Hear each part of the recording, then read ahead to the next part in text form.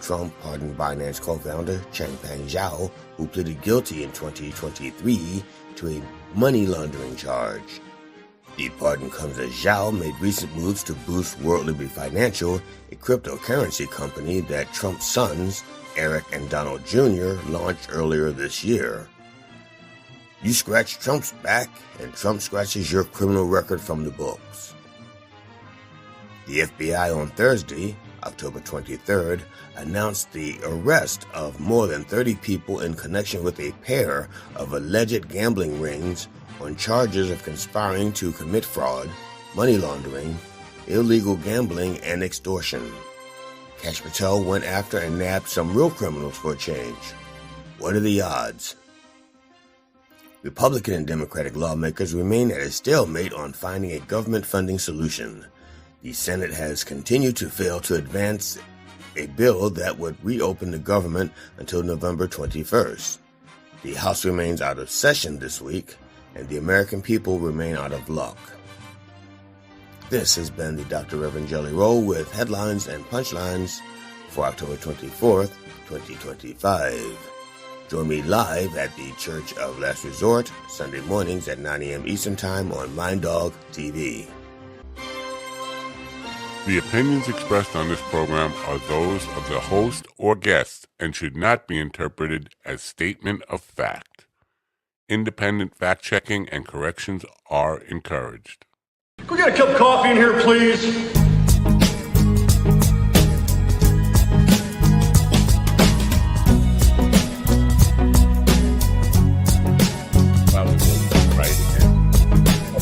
I'm in full. That's why.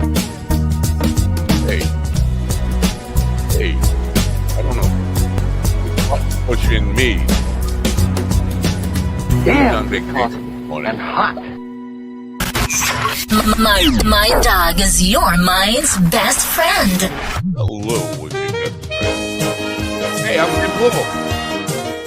That's people with a friend, right? What happened? My dog is your mind's best friend. Wake up, America. You've got a dog that needs walking. That's right, sunshine. Just put on a big pot of strong coffee and get ready to type your little hate mail with your opinions about kumbaya and flat earth insanity. Stand-up comedy? You want stand-up comedy? Well, we've got sit-down comedy. It's time for Coffee with a Dog. You make me laugh. Totally. What a fucking bad. Oh, yeah, I'm not supposed to be fucking 7 seconds. Oh, that hit live real fun. So, folks there know we are live.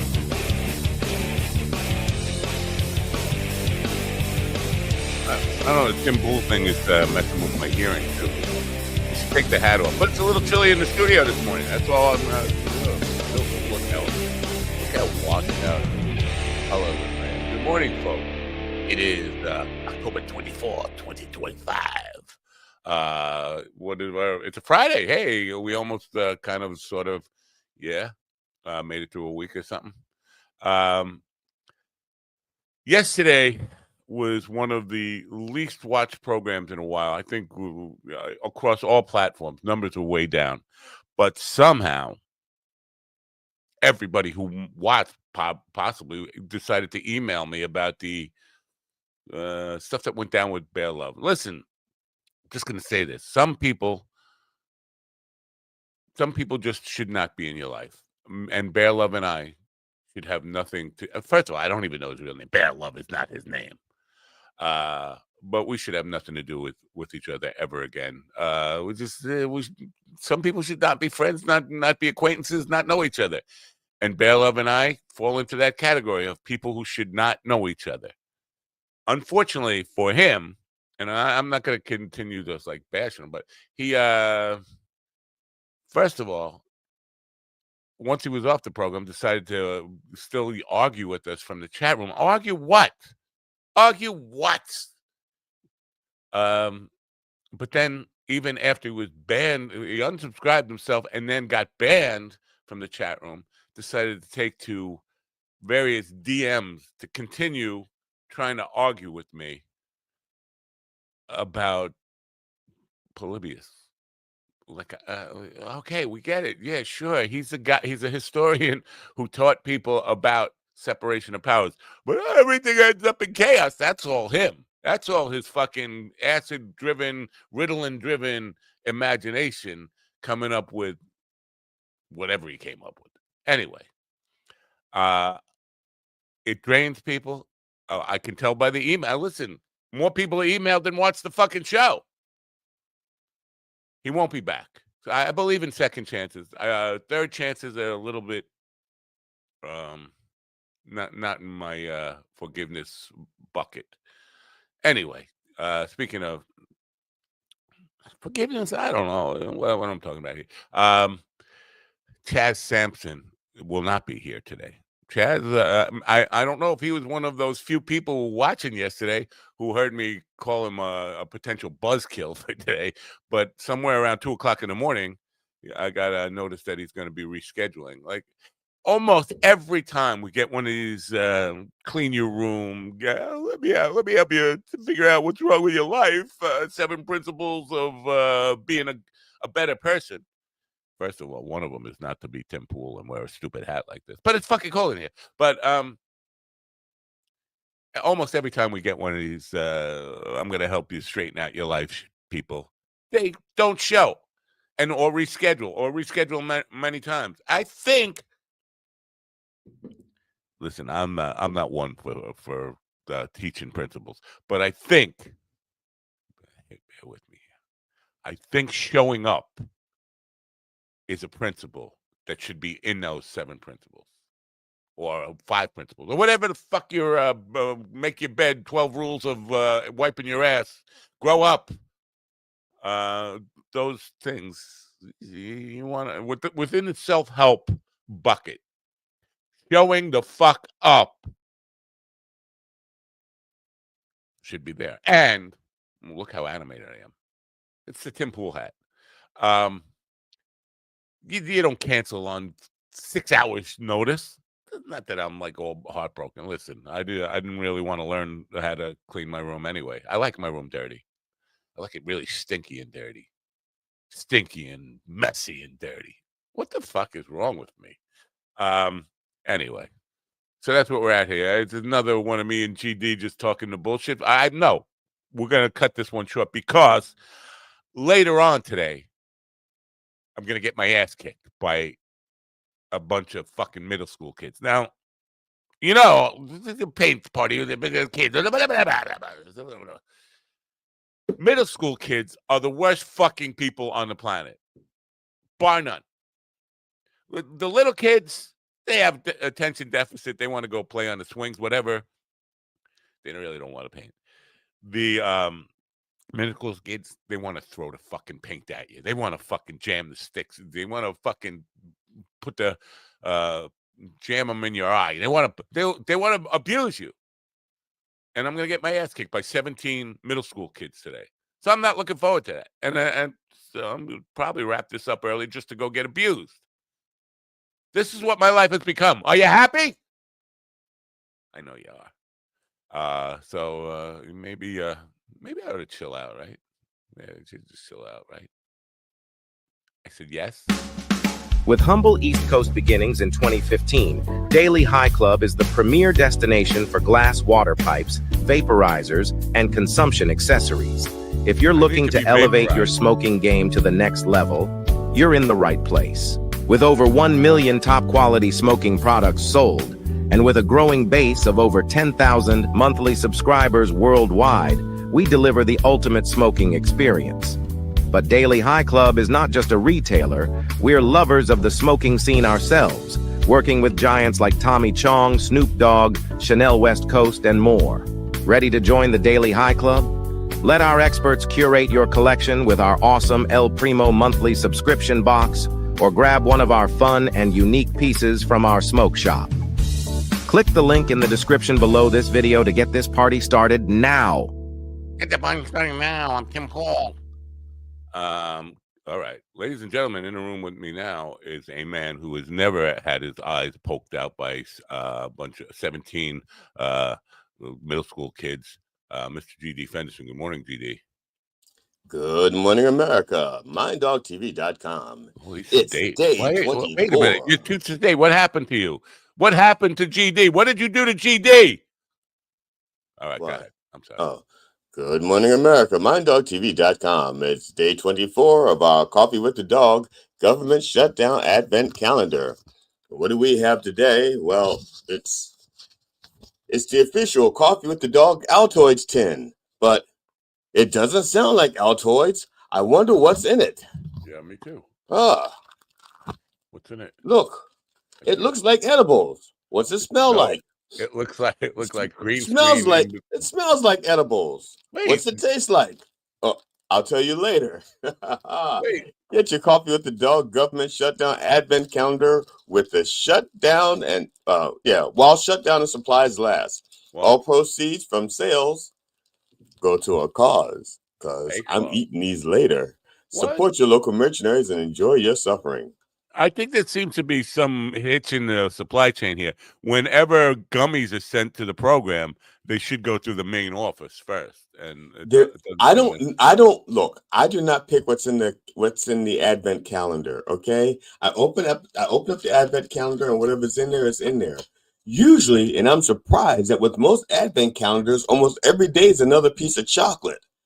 I haven't had another piece of chocolate since the first day of the advent calendar. Wow. So yeah, one of the 7 principles of whatever principles you need is the principal of the school who's going to give me gummies. That's a principle. Principle number 1, and they shouldn't go to you because, do people send angry emails about? No, not one, not ever. Never got a boy. That John Beavers is some kind of fucking arrogant dick. Never got one of those. I get. That's because he plays the vet card. They don't want to make fun of a vet. Now, Mickey Delaney is in the Gov's website, and he says hi, and he liked and shared the program, the link. Oh, okay. Thank you.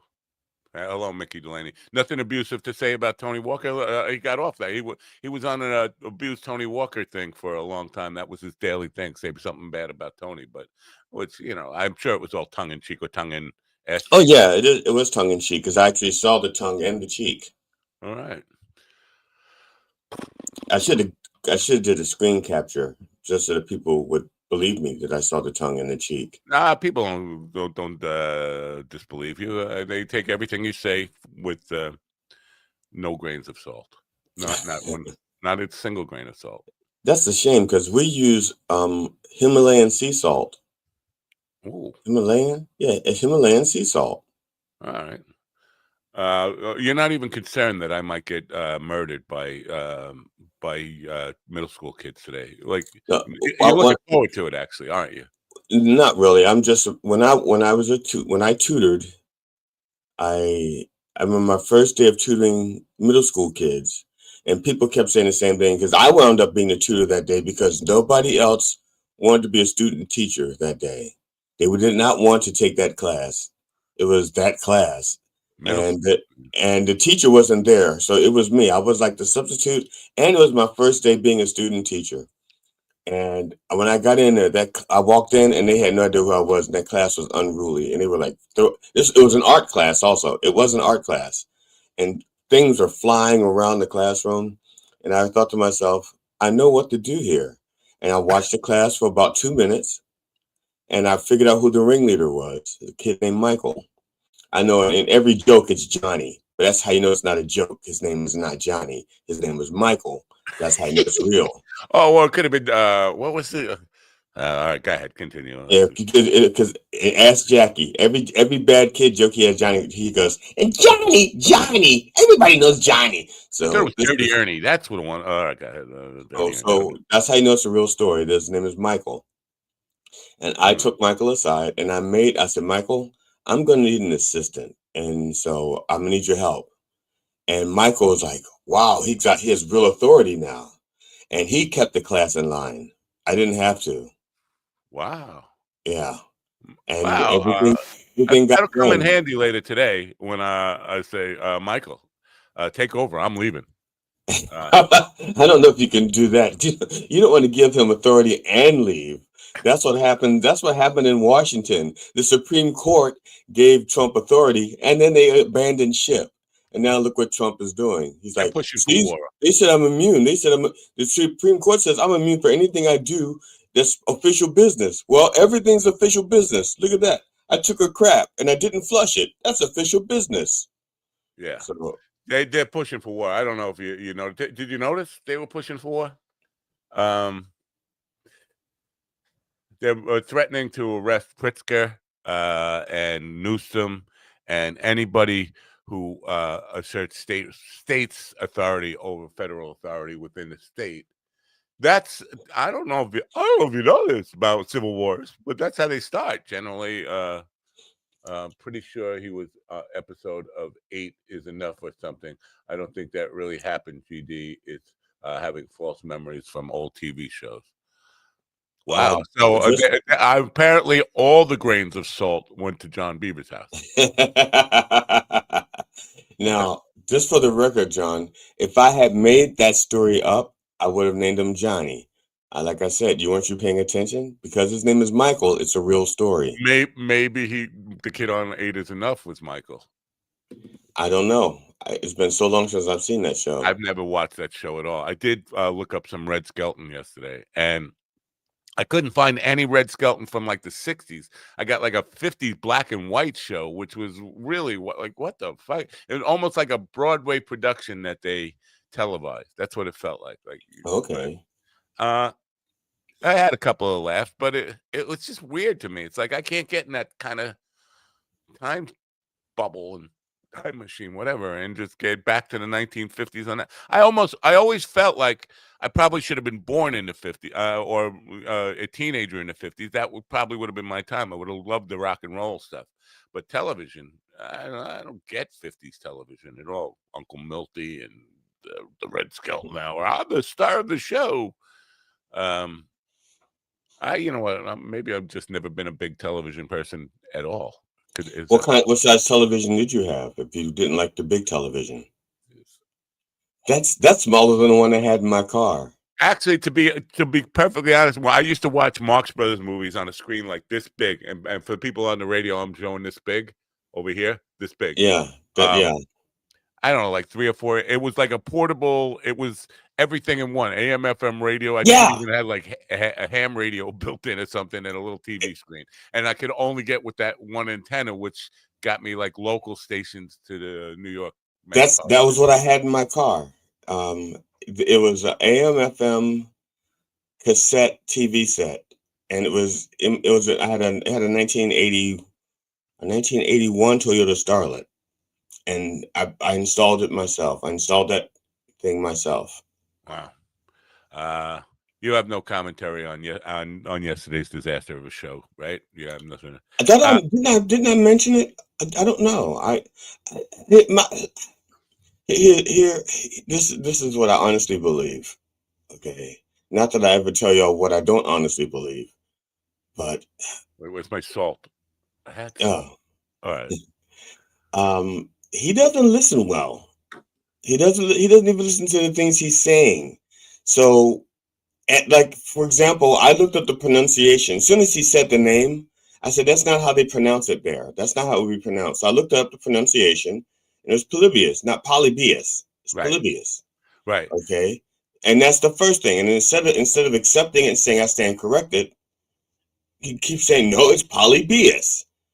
Like, no, the accepted pronunciation is Polybius, but that's okay. That's beside the point. He did credit Polybius with, well, you know something? Okay, now I'm going to correct myself. Maybe he meant Polybius, and we're talking about the wrong person. Oh! We're talking about Polybius. He's talking about Polybius. And Polybius probably did invent those things way, way back. And then one of his great-grandchildren, Polybius, because you know how you change your name generations down the road, you keep it close enough that people know you're related, but you pronounce it separately or different enough so that you don't face any real repercussions. Yeah, so, But but maybe, that it's just, look, it's just a thought. I'm just throwing it out there. I could be wrong. that's all I could be. If there's a possibility, I could be wrong. How about that fucking attitude? Like, instead of, you're ignorant if you don't let me talk. I need to filibuster because I'm never wrong. And here, and this is what this is because I was waiting for him to DM me. I didn't know if his issue was going to be with just you or you and me. And so I was waiting for the DMs, and he didn't come. Because one of the things I was going to mention to him is, like, just a couple of shows ago, we had a guy who was an astrophysicist. Okay, knows way more about that stuff than I do. Okay, I haven't even cracked a real science book since college. Okay, and I was stoned half the time in that class. Okay, I was stoned half the time in that class. You sure it wasn't me? Because that sounds like me. All right. And he not only did he listen to my questions, he took them serious enough to either tell me I was wrong or that I had a point. But the fact is, he actually took a breath. He didn't filibuster, even though he has enough credentials that he could have, and he listened. And we actually could engage in a conversation. That was not something that we could have done yesterday. No, Bear doesn't care about conversation, and that's what he kept saying. I thought we could have a healthy discourse. No, you didn't. You thought we could have a healthy monologue. Yeah, because when we were talking about comedy, he actually had a helpful respect for other people's viewpoints. Yeah. But then when he switched gears to something he really wanted to filibuster on, I gotta roll enough to fucking survive these kids today. That's what I'm doing now. So that's about as much as I want to say about it. He doesn't listen to himself or to other people when it comes to a certain point. All right. Let me come back to your original point, because this is so. This is how polybius is wrong, because when I read that word, that's my instinct to say it. My instinct is to say polybius, and I think the first time he brought it up, like a week ago or whenever that was, I said text. It was a text thing, yeah. So if I say it that way, it's wrong. If it's my instinct to say it that way, it's wrong. Have you not watched the show? Have I ever pronounced anything correctly? Now, when I saw it, because it wasn't capitalized, I didn't know if he was talking about a person or a principle, and so I had to keep reading it, because when people are typing things, you don't know if they missed a word. You don't know. You just see what they type, and so no capitalization. So I didn't know it was a proper noun. I didn't know if it was missing a word. So I'm reading this and I'm pretty sure there's polybius. Right. And then I had to go to the Googles. And when I Google these things, there's like 4 or 5 things that come up as, like when I say, how is such and such pronounced, you get like 4 things, people pronouncing it. And then I just go to each one and see if they all do it the same, the same way that the Reverend does his Korean. He says, how's this pronounced? And he checks it out with 4 different Koreans. And if they all say it the same, then, Lucid parenthesion. See, now that can't be the right way to pronounce that, because that was my instinct to try to pronounce that. So that's wrong. We're just reinforcing that point. But okay, so, and I don't want to stay on this whole subject, but he was saying we never addressed the point of separation of. No, we didn't. You know why? Because the minute I said it doesn't add up on the timeline, what you're saying about inventing, he was a historian that blah blah blah that wrote about it, and yes, James Madison might have given him credit when he was working on the Constitution that the separation of powers he learned from Polybius, but he didn't necessarily invent it. As soon as I said that, he went on to shit in the river, chaos. Everything always ends up in chaos, which is not true. Everything does not always end up. I mean, can you cite me an example where everything always ended up in chaos? There have been. The United States was not founded out of chaos. It was founded out of a monarchy. There wasn't chaos here, unless. How do you define chaos? And there's also disrespect for the fact that the Native Americans had their own form of government, right? And which we borrowed from. They were also an influence on the way we do things. It was not just the European influences, also the things we learned from Native Americans. I wonder, because there's a law here that you're not In supposed New to have. York or Yeah, one law. There's one law in New York. Okay. And that law is don't bring weed near the schools. Now, the school is inviting me in. What do you think you're going to get? I'm not going to bring it into the school. I'm going to leave it in the car. I'll probably smoke a little on the way there because then this is your mistake. You know they're middle schoolers. Why are you taking weed? You know they have some there. They won't share. You know, when was the last time you saw a little middle school kid say, "Hey, grandpa, want to hit?" They don't. They're not gonna. Plus, Sure. They I need usually to be say, tuned up before I "Grandpa." get. Yeah, usually it's like, "Hey, Grandpa, I'll give you $4. Can you get me a beer out of the liquor store?" Yes, that's the middle school mentality. I'm really, I'm losing my mind. I ever had a mind to begin with, but I'm stressing this. I don't like middle school. I didn't like me as a middle school kid. Why would I like your middle school kid? And I know there's an art teacher there. Why let the art teacher do it? Why let me and Van Gogh? See, I'm all upset again.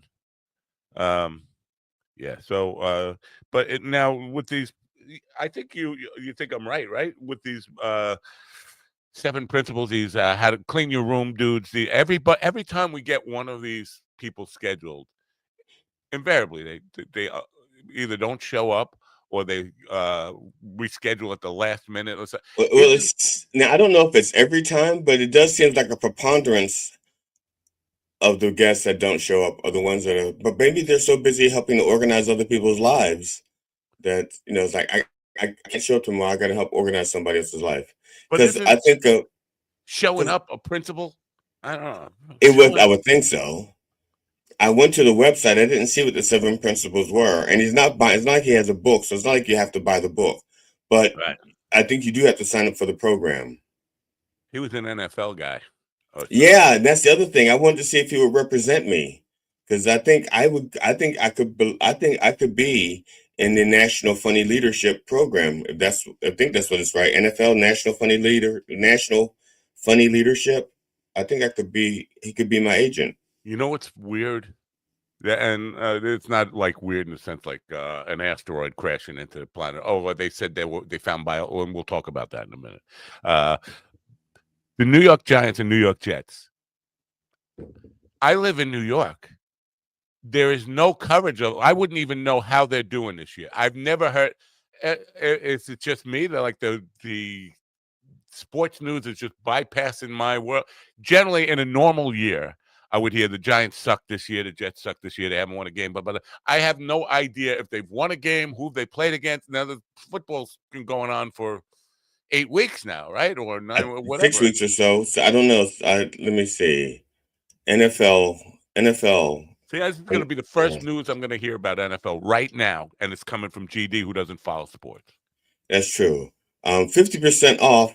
Okay, no, that's not it.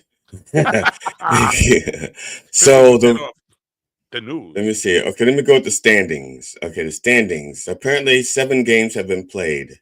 7? Yeah, for the most part. I mean, like some games, some teams may have had a bye. Yeah. So 7 games have been played. So this would be week 8, right? If 7 games have been played, yeah, this would be week 8. Let's see. The Jets they're doing great. Get the fuck out of here. Yeah, 1,000%. There's 0-7. Oh, yeah, that's one. That's 0%.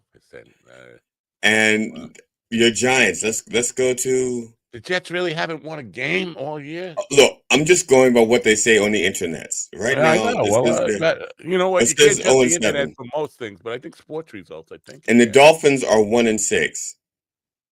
Bills are 4-2. Patriots are 5-2. I mean, yeah, 5-2. So we're back to the Patriots being great again, and everybody else sucking. Is that where we're back to? That's the way. Oh my God, the Ravens are 1-5. Damn. Everybody in the league is under 500. How is that possible? Oh no, there's like I think half the team's above 500. New York Giants. Okay, they're doing better than the Jets. Well, they're doing 2-5. I'm doing better than the Jets according to what you just read too. Yeah, the Giants are 2-5.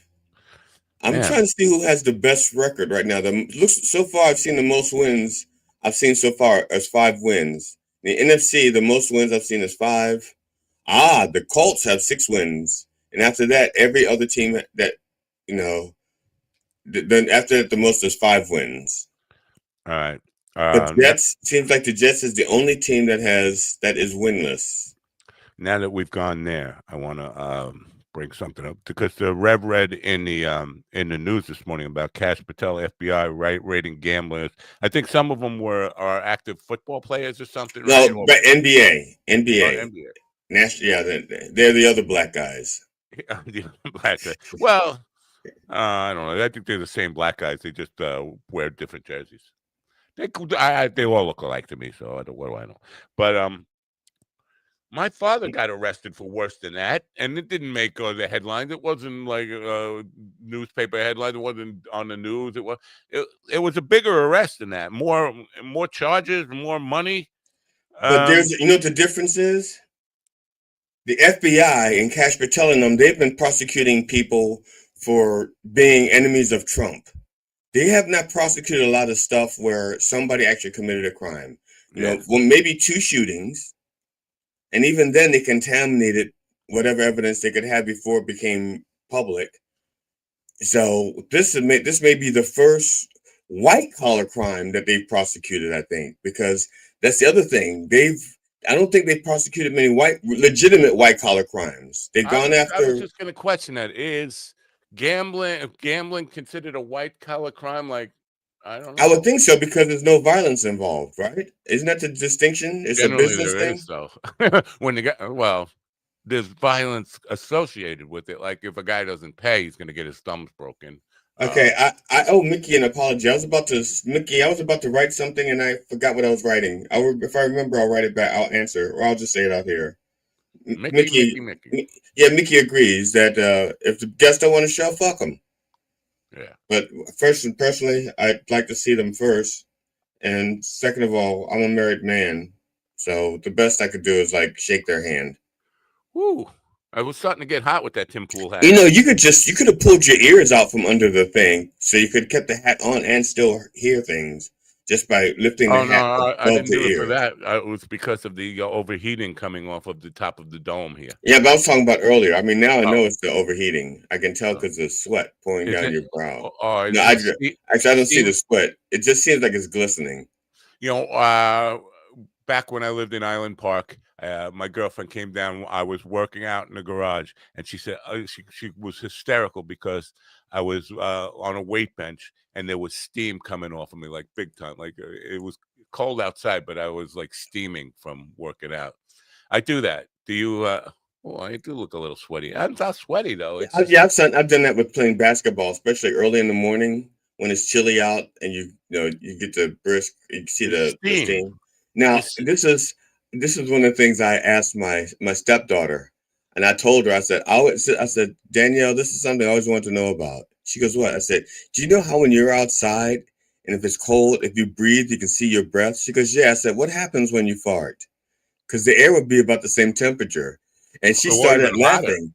Yeah. And she goes, I don't know. I said, we don't know because if it is coming out steamy, we don't see it because everybody's wearing their pants. We need to see people fart outside without their pants. I don't need to see anybody fart without their pants ever.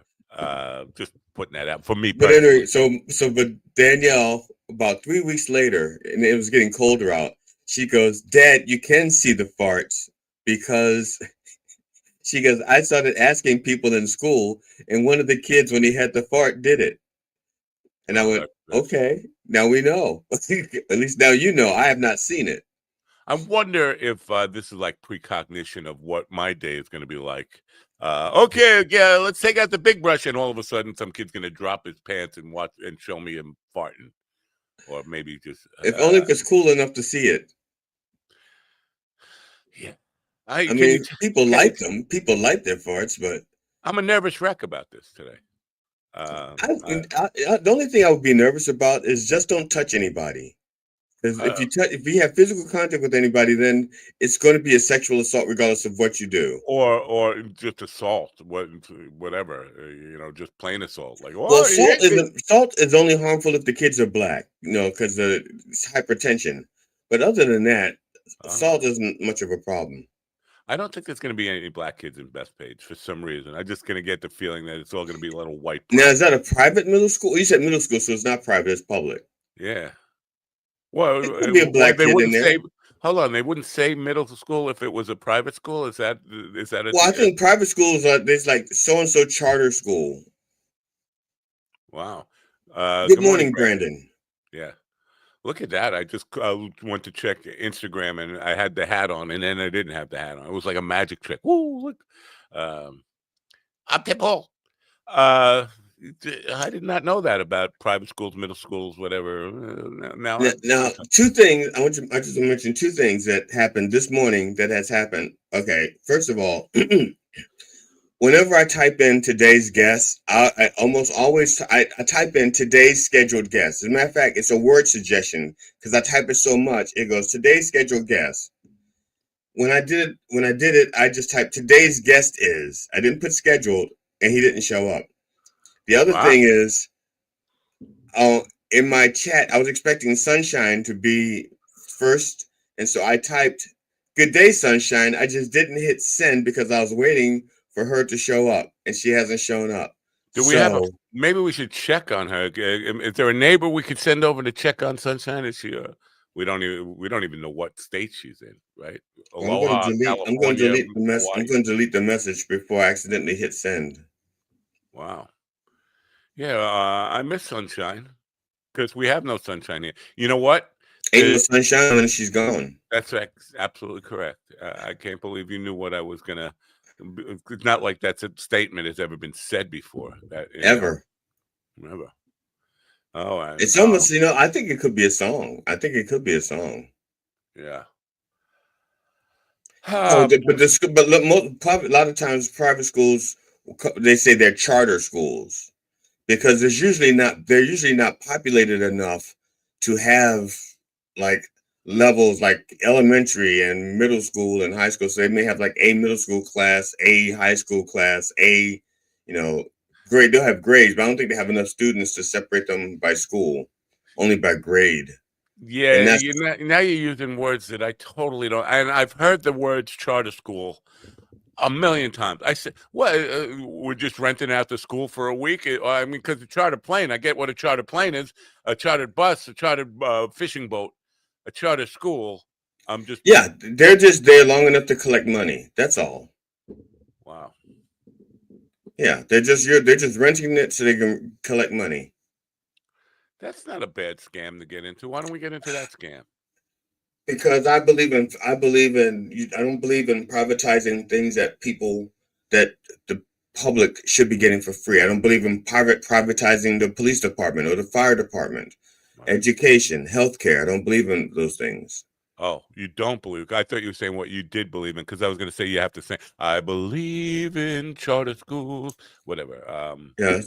But I'm not saying they don't exist. I just don't like the fact that they do exist. Oh, wow. So that's not necessarily I don't believe in. That's I don't like. Right. That's why I made that correction. I don't like them. Yeah. Oh, all right. I don't. It's like I don't believe in the tooth fairy. I'm not saying she doesn't exist, but she doesn't. Just because a guy likes teeth doesn't make him a fairy necessarily. Well, that's true. That's true. Avi Loeb and his little rock thing. It gets weirder every fucking day. Good morning, Mr. White. I said good morning, Mr. White. Oh, good morning, Mr. White. Mr. White wasn't he? Great Caesar's Ghost. Wasn't that Mr. White?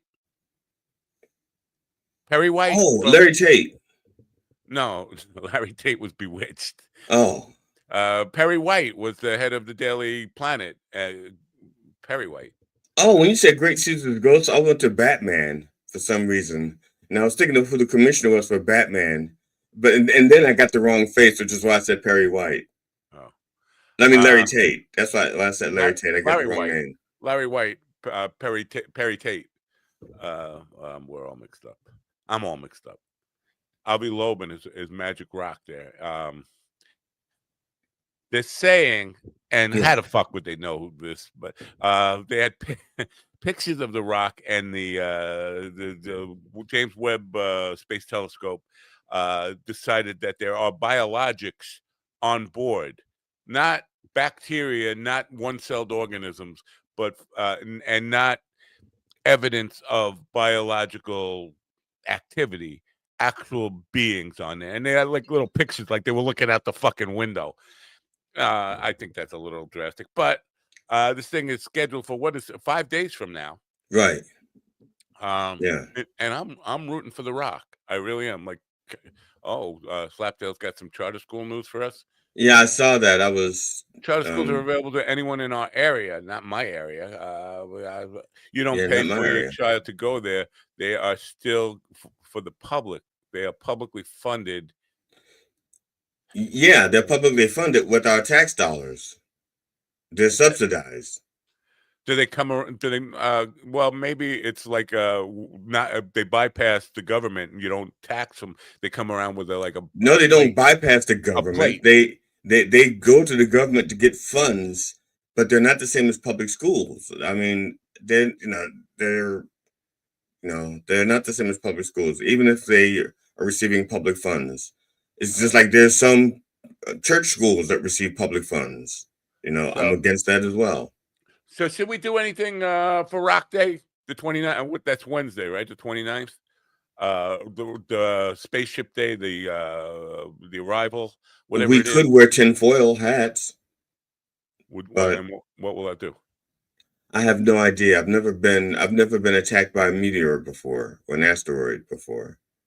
Let me see. What is it? It's a asteroid if it's outside the atmosphere, but once it hits the atmosphere, it's a meteor. Shut your non-biological parenting mouth, GD. Non-biological parenting.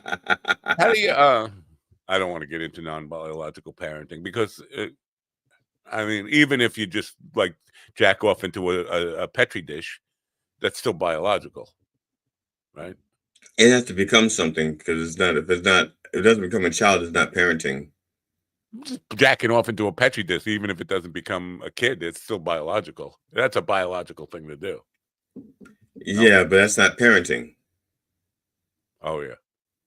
Well, it could be eventually if somebody scrapes it off the floor, or your chin or wherever. There's a 5-second rule. You can't just scrape it off the floor. If it's been there for 6 seconds, you can't just scrape it off the floor. Here you go, honey. There's a 5-second rule. Wow. I can't believe you don't remember the 5-second rule. It's like you had no childhood at all. It's like you went straight from the womb to a Chinese family to selling drugs to moving out. Well, what's rules? I never. I just rules. I just don't. They don't work with me. Rules. Ick. Maybe you need the space. I do need the space rock, but who needs the space rock? Me or GD? I need the space. I think it'd be you. I mean, I got my act together. Well, act together. Well, then why do you need Chad Sampson to represent you? Because I don't have my career together. My act is fine. Oh, your act. If you like my act, it's fine. If you don't like my act, well, but Act 2. Yeah. Act baby. I really want this thing to be like, I don't know if I want it to be aliens. I would love it to be an asteroid that crashed into Long Island, New York, and just do away with Long Island. You could just carry on without me, without Long Island, and just be done. I thought about that. I did think about if like, because the other day we were just talking about having a stroke. I'm like, well, even if he doesn't die, even if he just strokes out enough that he can't push the buttons, he's like, can't be ready to die. Can't be ready. He can't hit the start button. I thought to myself, what would I do? I thought to myself, no. I don't have to. Because I'd be starting from scratch. If I wanted to start from scratch, I would have started from scratch instead of joining a production that you already had in you process. Said scratch quite a few times on this program. You were scratching books. You're starting from scratch. Everything's scratch. Well, no, two times scratch came from I think the Reverend. That was not me. The Reverend said you scratch Trump's back and he scratches your your criminal record from the books. Now, what is Russ White saying about the sign of the dragon? What does that mean? Is this I don't Chinese? know what is this the year? Is this the year of the dragon? Is that what he's referring to? I don't I don't know. know. I don't. I'm not. I've never really. Dragons are not my thing. I don't really know about dragons. This conversation is dragging on. But sign of the dragon. I don't really want to. I don't really necessarily want it to be aliens. I would like it to be an asteroid to crash into me. But Okay, this is the year of the snake. oh, and Chrissy was just on the other day. You know, we could have invited her on with her big boa. Feathered? Do you even know Chrissy or We're friends on Facebook. Oh, that's nice. Well, And she tolerates my humor. He said goggle it, sign of the dragon. I'm gonna goggle it right now. No, I think that's Goggle. Goggle will have 2 G's. Oh, yeah, right. It would have 3 G's. That has Goggle has 2 G's. It would have 3 G's.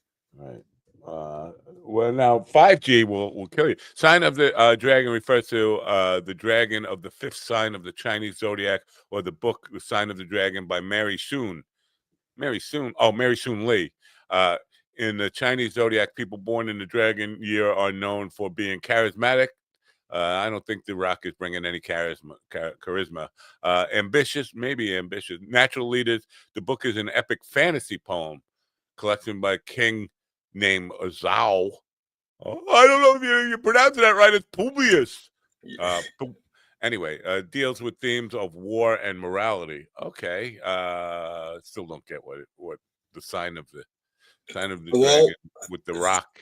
Slaptail seems to want it to be sexy, hot female aliens. First of all, not every alien looks like Zoe Saldana, whatever her name is, or Gamora. Not every alien looks like that. Sometimes the aliens look like. Have you seen Galaxy Quest? No. Their natural form. They look like octopi and squid. Yeah. I hope it's hot, sexy female aliens that want to enslave me for sex until I die. I don't know. I just hope they like my humor. I just want them to pay to watch my show. That's all I care about. Amazon women because I'm looking at and for some reason Shakira, those hips don't lie, and Rihanna come up. Speaking of hot women, but why are they coming up? Are they in? Did they do something with the sign of the dragon or something? I don't know. Why do they come up? Where do you see Shakira and? I don't see that. When I Google it, right under sign of the dragon, it's got a little description that I just read, and then a picture of Shakira and Rihanna. Does it say sponsored in front of it? Like, is it sponsored? No. Okay. Maybe she dragging them hips across the stage. Should I click on it? I don't really want to click on it. Not during the show. Don't click on anything that's risky during the show because we don't know what could happen. That's true. So yeah, but sex with aliens, Jesus, I don't know. Now, my wife, of course, and a lot of these people like my wife. I'm just gonna say, people like my wife. People married to you? No, I mean Christians. People who are waiting for Jesus to come back. They're thinking that maybe this is it. Like, I don't think Jesus needs to ride a rock back. He rolls the rock away. He doesn't throw it toward the earth. there's more than one sign of the dragon. So what do I Google? The other side of the dragon? What I still don't. Listen. It's not like it's hard to confuse me. It's very easy to confuse me. But now I'm obviously confused. This sign of the dragon thing. Bruce Lee? Is it a Bruce Lee thing? Enter the dragon, but whatever. And also, not only did you enter the dragon, he returned afterwards. Yeah.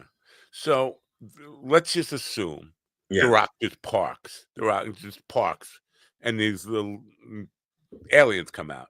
Okay. What is the proper greeting for an alien? Like they don't speak English, right? Or maybe they do. Well, first of all, I don't think they get a chance to park because I think as soon as they got into the atmosphere, I think Trump would send drones in saying they're smuggling drugs from Venezuela and blow it up.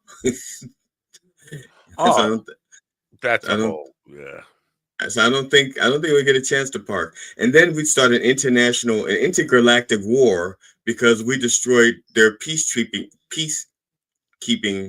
or their scouts, their greeters, their Walmart greeters, you know. Somebody in the chat room named Blasphemy Tail Squad. What if Jesus is riding the rock and shredding on an electric guitar? That would be dope as fuck. Blasphemy Tail Squad. That's what that is. Now, maybe John will join us next Thursday. Next Thursday, we got a show. You want to hear about next Thursday's show? Sure. JT Haberstadt. Oh yeah, he was. Yeah. Okay. Yeah. Yeah. He is an Austin-based comic who is the founder and host of, or proprietor of, Altercation Comedy Fest. He's got a book out called Doing Time, which I think is a fucking great title for a stand-up comedy book, a book about stand-up comedy, about doing time. Because I was thinking about that even before he came out with the book, that comedians measure their business in minutes. Like I'm doing 15 minutes. I'm doing whatever. I don't think, although other performing arts know how long they're going on, they don't always talk about I'm doing so many minutes. I'm doing so many minutes. Doing Time is a great title for a book. But I was just answering Russ White. I think it's the sign of the beast in Revelations. It's the sign of the beast or the mark of the beast. The dragon. Revelation 12 thing. With the 12, where does the 12 come in? At page 12. Oh, page 12. Wow, I thought it was much later than that. Like it's in the back of the book, though. It depends on how big your pages are. Oh, that's true. Let's see here. Let's see. Let's look in the good book. Tell us about the dragon. Don't be dragging my ass into this conversation. Oh, sorry. Never mind. He doesn't want to talk about it. It's my good book. Hi. Russ White, are you a Christian, sir? Are you a Christian, son? While I was walking on Memphis, I was walking on Memphis. Sunshine. Walking with my feet 10 feet off of Beale. Said, "Are you a Christian, son?" He said, "Ma'am, I am tonight," or whatever. That's in that song somewhere. Once again, GD derails Matt's train of thought that was of interest to the audience. Really? I don't think my train of thought was ever of interest. Maybe on another audience that I haven't met yet. What was my train of thought? I don't think you interrupted. I don't think I had a train of thought. Oh, the Altercation Comedy Fest. Now, I don't know if you recall this. You were on the show at the time, but 2 years ago now. I applied to have us be part of the Altercation Comedy Festival, not as like going up and doing like minutes and doing time, but as doing a live podcast from one of the clubs there and have all these people on, do it like live every morning before they start the whole fucking day. And I never heard back from JT on that. But I'm going to bring it up next Thursday when he's here. Maybe John will be here. It'll be good. JT is known as the godfather of punk comedy. How about that?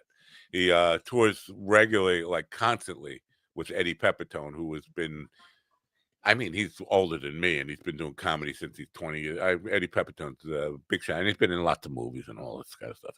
But so it'd be interesting to talk to JT. I'm excited about that. I don't know why I haven't reached out to him before, but I saw he was on a podcast discussing the Austin comedy scene with somebody, and I was like, you know what? Nobody knows it better than him. We can get the real dope about what the fuck's going on down there in Austin, who loves each other, who hates each other, what's really good, what's really bad, and all that kind of stuff. So next Thursday, that's one to look forward to. Getting back into. I had to refresh my Revelation thing because I didn't have the Reverend here with me to as a cheat reference. I had to look it up. And yeah, it's not the mark of the dragon, but the dragon fights with Michael, and there's this, Michael doesn't win or something. So does it say anything about Iraq? Not Iraq, or Iraq. A big, long. I don't know how big this fucking thing is, right? It's like 7 miles long or something more. I haven't been paying attention because it's. How do you not pay attention to a rock coming to fucking land on you? Because it's not coming to land on me. It's not probably. I think it last Westminster, Maryland is where it's. Are you anywhere near Westminster, Maryland? I am in the black section of Westminster, Maryland. By the black section, I mean this room. No. Actually, in my neighborhood, there are 7 interracial couples, and the reason why I know that is because I was jogging, and I jogged by this house, and the guy, this older white guy, comes out, and we're talking, and he says, I see you and your wife walking around a lot. I say, yeah. He goes, my wife is black. I go, oh, okay, cool. You know, I honestly don't care. He tells me his wife is black. I say, okay. And then he says, do you know the other interracial couples around here? And he starts telling me where they live. It's like we're going to form a little union, have like a little tea party. The interracial couples are going to have like a little tea party and not invite the white people or the black people, just interracial couples. I think that's unfair. I would like to get invited to an all interracial couples party. I would leave my wife home and I would just go there with my little iPhone and say, look, they're all confused. Look how confused they are. I was thinking about that. I have never had sex with a black woman. Does that surprise you? Getting beat up by one in kindergarten doesn't count. I got beat up. I didn't have sex. She beat me up. I'm saying this, but it's almost the same thing. No. You know what? You have a point there because I always end up crying at the end. No, because I don't know why I got on this train of thought. I was having a discussion with somebody about Latinas, and I was like, my ex-brother, he loved Latino women. I was thinking, I think I had sex with 3 Latinas in my life, and same time, or I'm thinking mostly in college because I was in New Mexico. I mean, come on, what are you gonna find a whole lot of. Anyway, my perception and my overgeneralization on Latino women is outside of this, and here you can give me all the fucking hate and shit. I'm not. And you're talking to me when you said you're talking to the audience, asking for help. Okay. Yeah. Well, you could too. You're welcome to join in. But my perception of Latinas is they're tough as nails out of bed, but in bed, they become extremely loving, soft, mushy, and comfortable. I mean, easy to fuck. When I say easy to fuck, I don't mean slutty. I mean easy to really just be yourself and not have to worry about, I gotta perform here. It just make it really easy. They're fucking great. And I don't know why I didn't become like my brother, my ex-brother. I gotta remember to say ex. Why I didn't become a big fan of Latino women, because those 3 that are in my memory from my college years, those are some fucking amazing, wonderful women in bed. But I think the part that turns me off is outside of bed. They're always tough. They're always like, yeah, I don't need to be told what to do or kicked it. I don't need to get my ass kicked by a woman. I had that done in kindergarten. So that's my perception. Have you ever had a Latina girlfriend? Yeah. A girlfriend, no. Oh, no. You're a fucking sleep around slut, aren't you? I was. Oh. Yeah, they weren't girlfriends for me either, so I'm a sleep around slut. Yeah, I had I used to call myself the UN of coitus. Wow. How about Asian women? Did you ever have any? Yeah. Yes. Not girlfriend, but yeah. Yeah, I had one. Apparently, you never listened to my first comedy one. Even when the one where the one that guy has been tearing apart. I talk about my Asian girlfriend who broke up with me because I wasn't black enough. I must have missed that segment. Yeah, it was pretty good. It was a pretty good segment. Yeah. That's how I met my Latino wife. Hold on, let me read this. This is Brandon. That's how I met my Latino wife. It was romantic. We went showing an independent film called Hawaiian Nights by.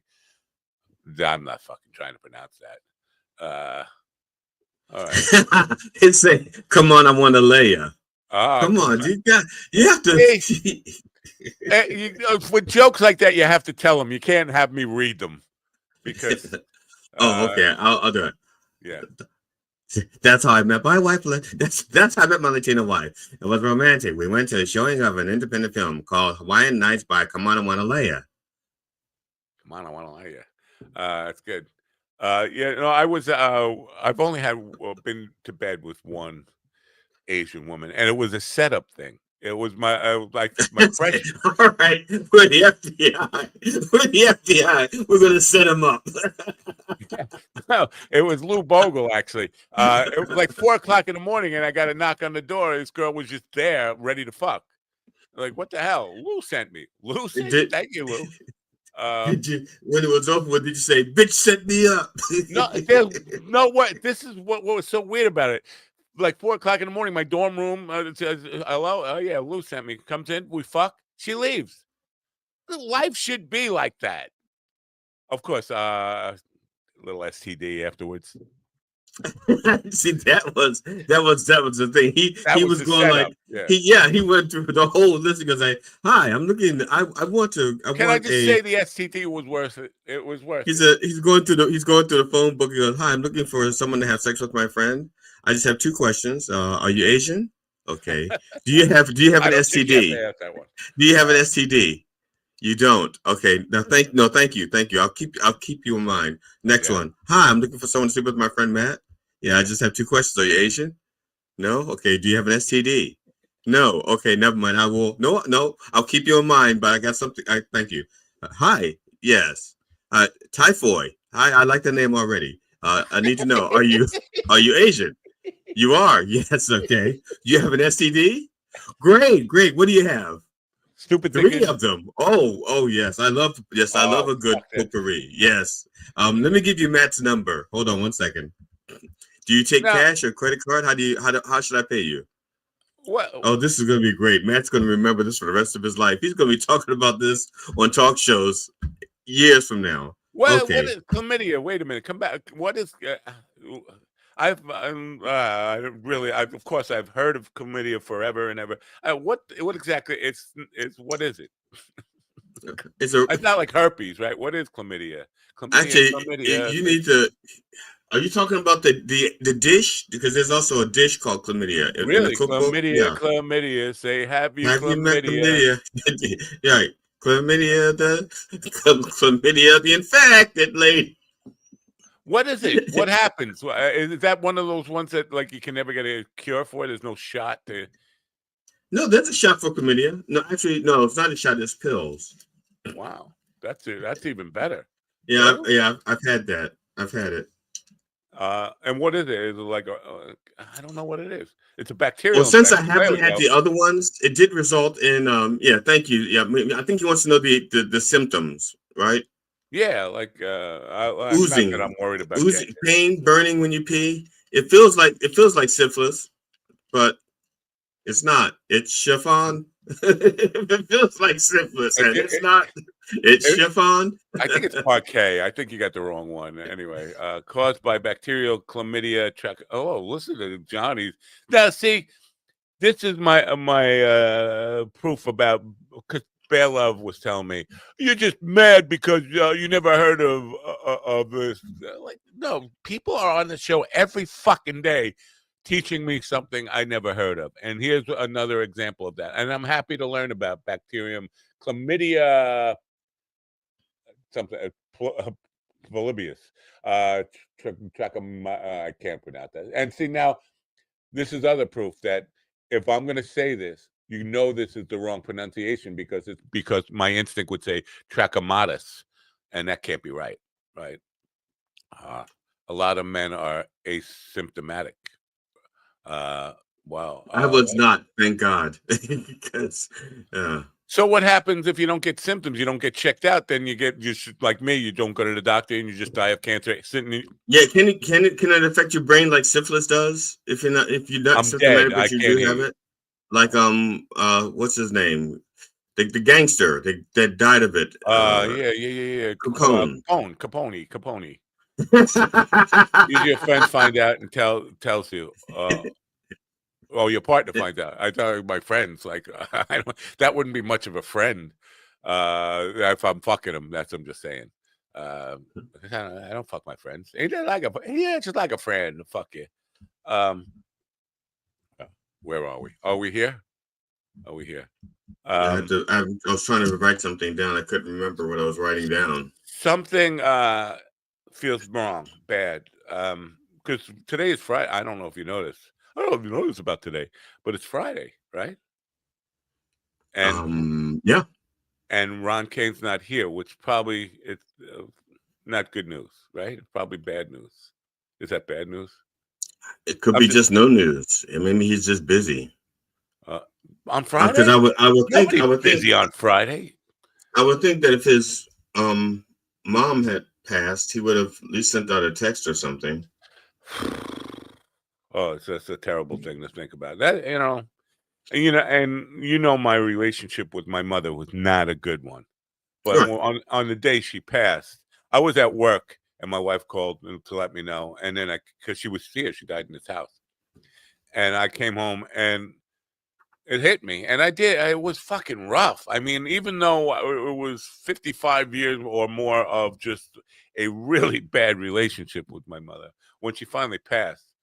You were 55 when your mother died? Yeah, around that. Same here.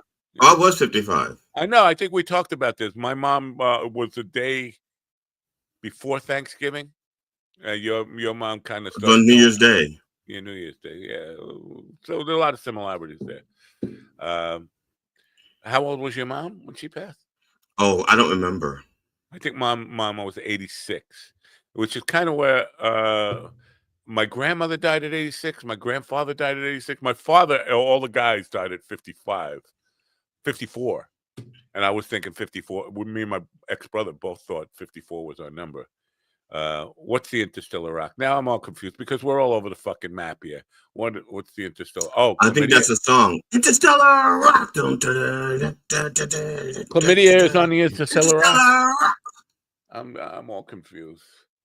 Yeah. Okay. So we're you want to talk about this civil? Because they're pushing for civil war, aren't they? They are. That's because they don't know what a civil war is. Well, I think once they get it, they're not going to be happy. Right. Yeah. It's not. Yeah. You notice. It's like a kid, wanting to ride an elephant or camel. Okay, because he sees it on television, thinks it's cool. Sees the TV version, and he gets on the camel, and the camel doesn't smell the way he thinks it's going to smell, and it spits on him because he's not prepared for that because he's only seen it on television. And he thinks he romanticized the way riding a camel is. And then he's got to clean up the shit because the camels, guess what? They shit, Yeah. And he thinks that the camel's humps are filled with water. So he pokes a little needle in it, waiting for it to spurt water. But no, it's fat. It's not water, So it's because the reality doesn't match his romanticized version of what a civil war is. I think a lot of these idiots that want a civil war just have one person in mind that they want to kill. And they just want the civil war to be the excuse so that they can do it. Wow. I think they said, there's one person I want to kill. And if there was a civil war, they'd be the first one I'd kill. And then I'd probably put my gun down. Unless I liked it, then I'd kill more people. YouTube, just skip over that last little bit. Don't pay attention to the words because the algorithm or whatever, the robots that are looking, they're just looking for words. Oh, he said kill? Let's look into that. Let's give him. Okay, I'll change it then. I just want to kill Tony. Kill Tony. So you can say kill Tony. Yeah, you can say kill Tony. Yeah, you can even put it in the title, kill Tony. Yeah, I just want to kill Tony, and once he's dead, then I'm fine. That's one. Unless I like it, then I look for more Tonys to kill. JT, I think lives a mile away from where the Kill Tony mothership. I don't get his impression of what's going on there, but. Do you think, because they're threatening to arrest governors for enforcing their own state laws above federal laws? Do you think that if let's just say they go and arrest Newsom or Pritzker or whatever his fucking name is? Well, governors have the right. I think they have the constitutional right to protect their citizens and constituents as well. So they can threaten to arrest them, and they're only doing it for attention. If they were getting anything done with the economy to make it right, they wouldn't have to have all these other distractions. Yeah, or Okay, the Epstein list. If the right? Epstein list, Yeah, ODS, and even with that, so yeah, it's like if your wife says to you, "I need you to cut the grass and I need you to do this," if you don't mind this weekend, and you don't do it, and then the grass is getting longer and the other things don't get done, and so you start to distract her. You're like, "Hey, how about flowers? You like flowers? I'll buy you some flowers, or you want me to take you to dinner? I'll take you to dinner." It's like that's a distraction because what she really asked you to do was to cut the grass and do this. But because you haven't done those things, you're distracted with the other things. And that's what Trump is doing. He's distracting the other people because he's not getting the job done. He's not getting the job that they put him in office to do. The job he is getting done is what he wanted to do, and that's to wreck it and rob it. Wreck it and rob it. That's all he's just like the Reverend said months ago. Wreck it and rob it. That's their motto. Wreck it and rob it. Take the money. Break the government and steal this money. Destroy the East Wing and take private funds. That way he can put as many of those private funds in his pocket because nobody knows where the money's coming from or how much money they're giving. Until there's an investigation, nobody's going to know. Right now, with what we know, with what we can actually verify, Trump has made $1.8 billion since he's been in office. Oh, well, let me see your sources on that. Where'd you get that? The internet? Oh, the internet lies. No. I got it from Polybius. Okay, that's fine. Polybius. He wrote about it. You mean Polybius? Poly? You're thinking of the father. I'm talking about the grandson. Oh, Polybius, Polybius, Poly want a cracker. And because I don't think necessarily, I don't think they want to. I don't think he would have called himself Polybius because poly means many or much. I know. And BS is bullshit. Well, you could just go back to the fact that I started by saying poly. If I start much by bullshit. Yeah, that's wrong. It's not poly. Poly many. That's like many bias. Much bullshit. Yeah. Yeah. So anyway, I'm sorry I'm gonna get over this and just move on with my life from Polybius. I will. Yesterday, somebody needs to just take Twitter away from me.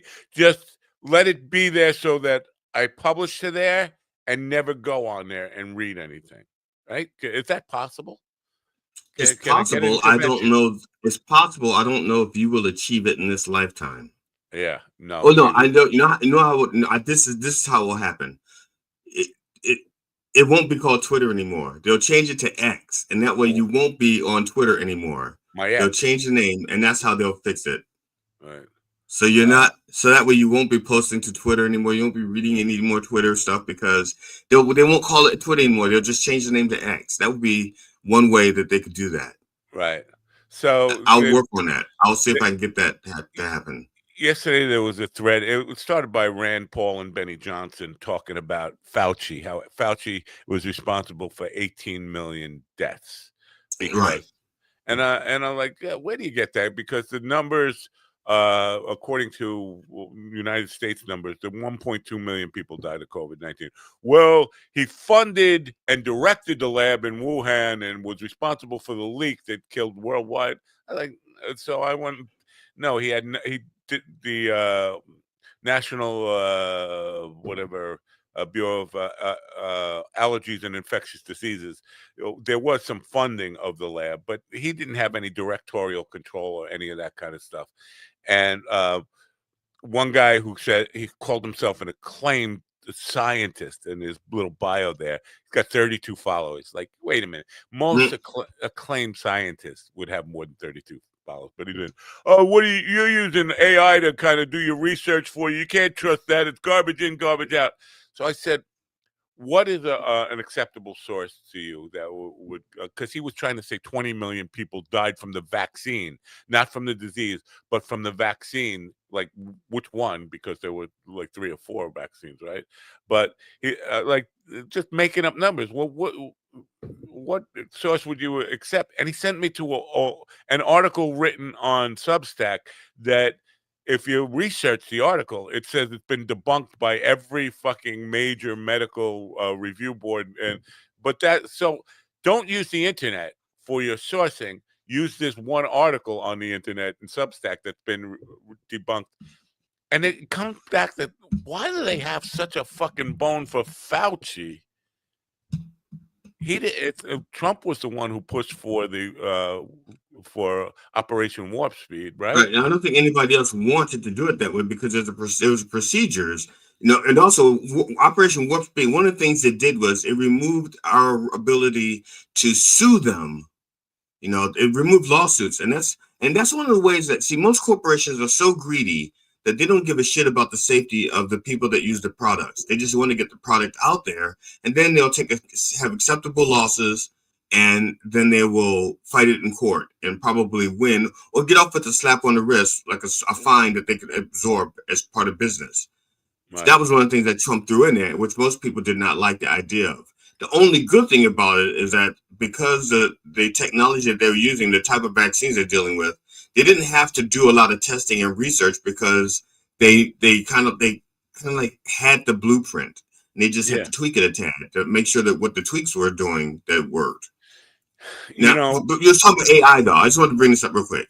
All right. What's his face? Grassley, Senator Grassley, got 2 judges, I think, to admit. I think one was in Mississippi. The judges' assistants used AI to research their cases, and I don't know if they got the decisions wrong or if the AI was wrong, and it could have been the AI was wrong. It influenced the decision, and they still got the decision right. I don't know if they got the decision right, but the case law that they use was not accurate. I'm so confused. Do we know what case are you talking to? You don't know. I know the judges out of Mississippi. One of the judges out of Mississippi. There's 2 judges. Mississippi. You could just stop right there. That's like idiot land.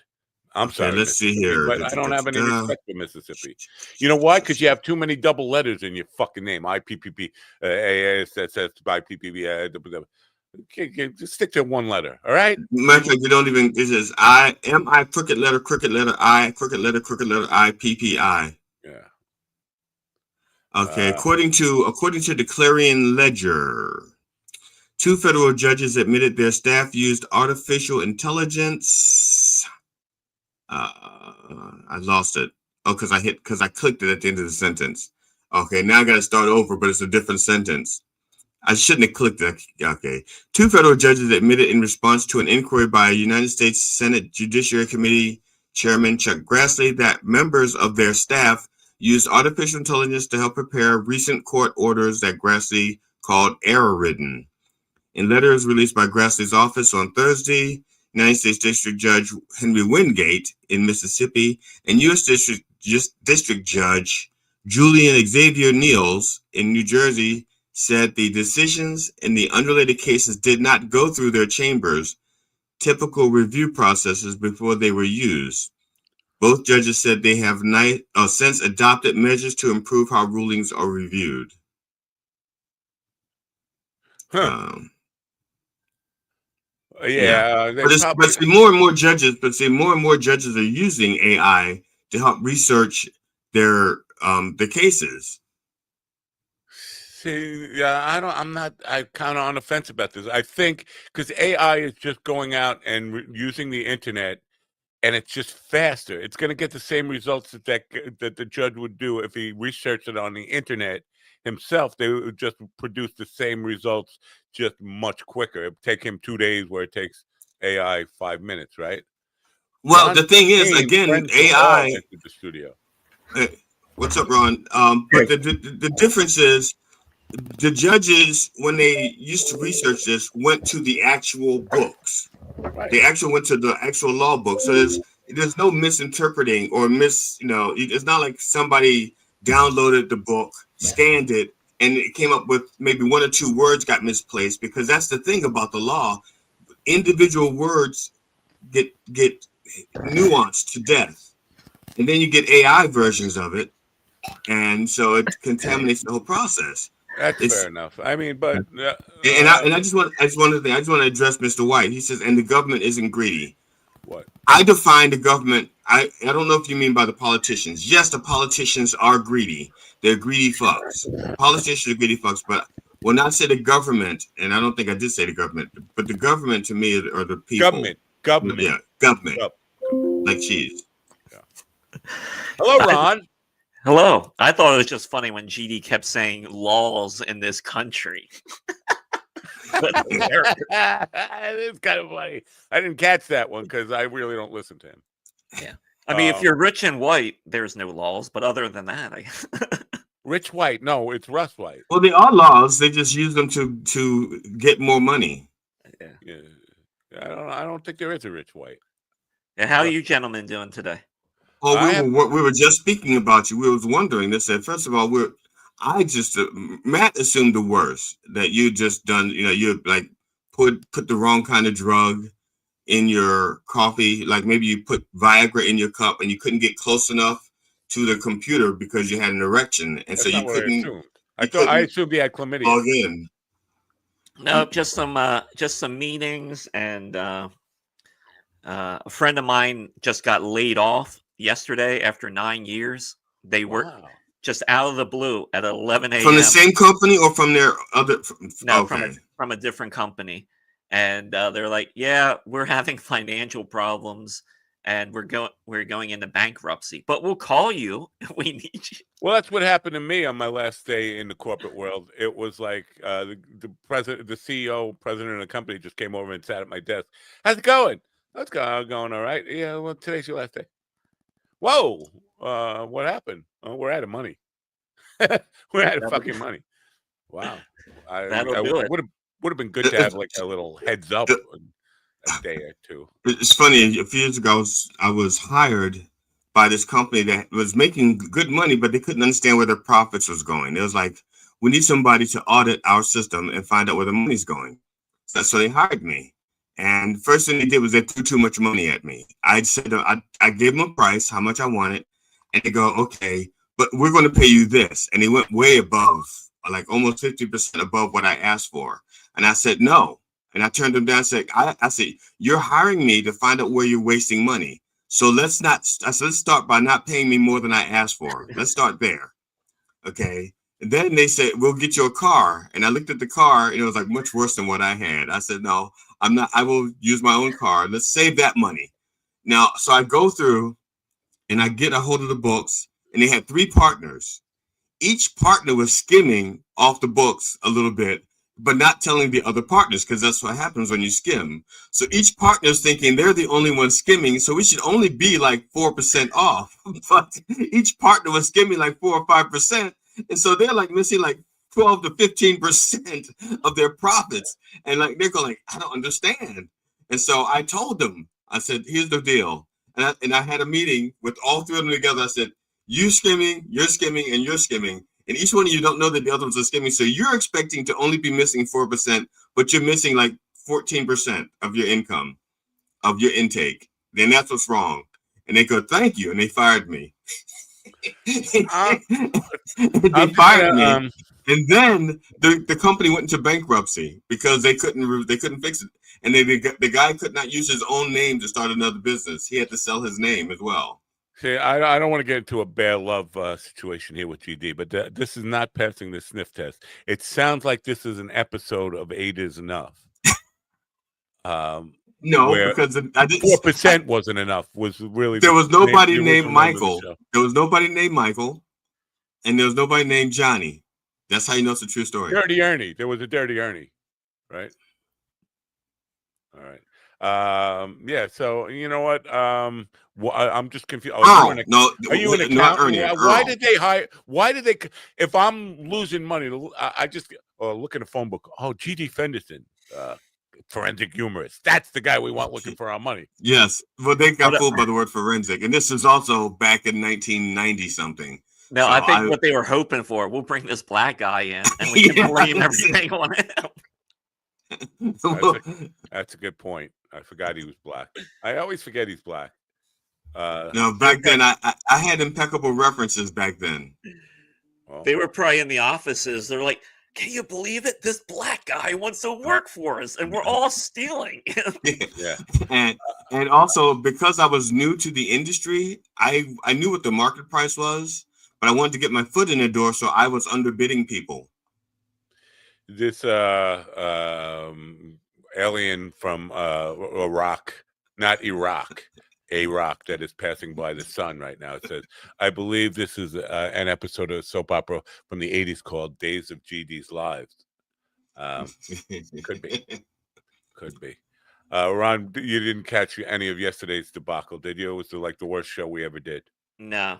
Ratings wise, it was one of the worst. Yeah. That Bear Love character. I didn't tell him I was glad he got ass raped in prison, because I don't know that he did get ass raped in prison. But I did have to dismiss him from the program for just going on about crap in rivers and everything breaking down into chaos. Why are people saying why everything always ends up? This is the premise, and if I'm stating this wrong, so fucking be it. I think the idea was it always ends up with shit in the river, and we're gonna drink shitty water from the river.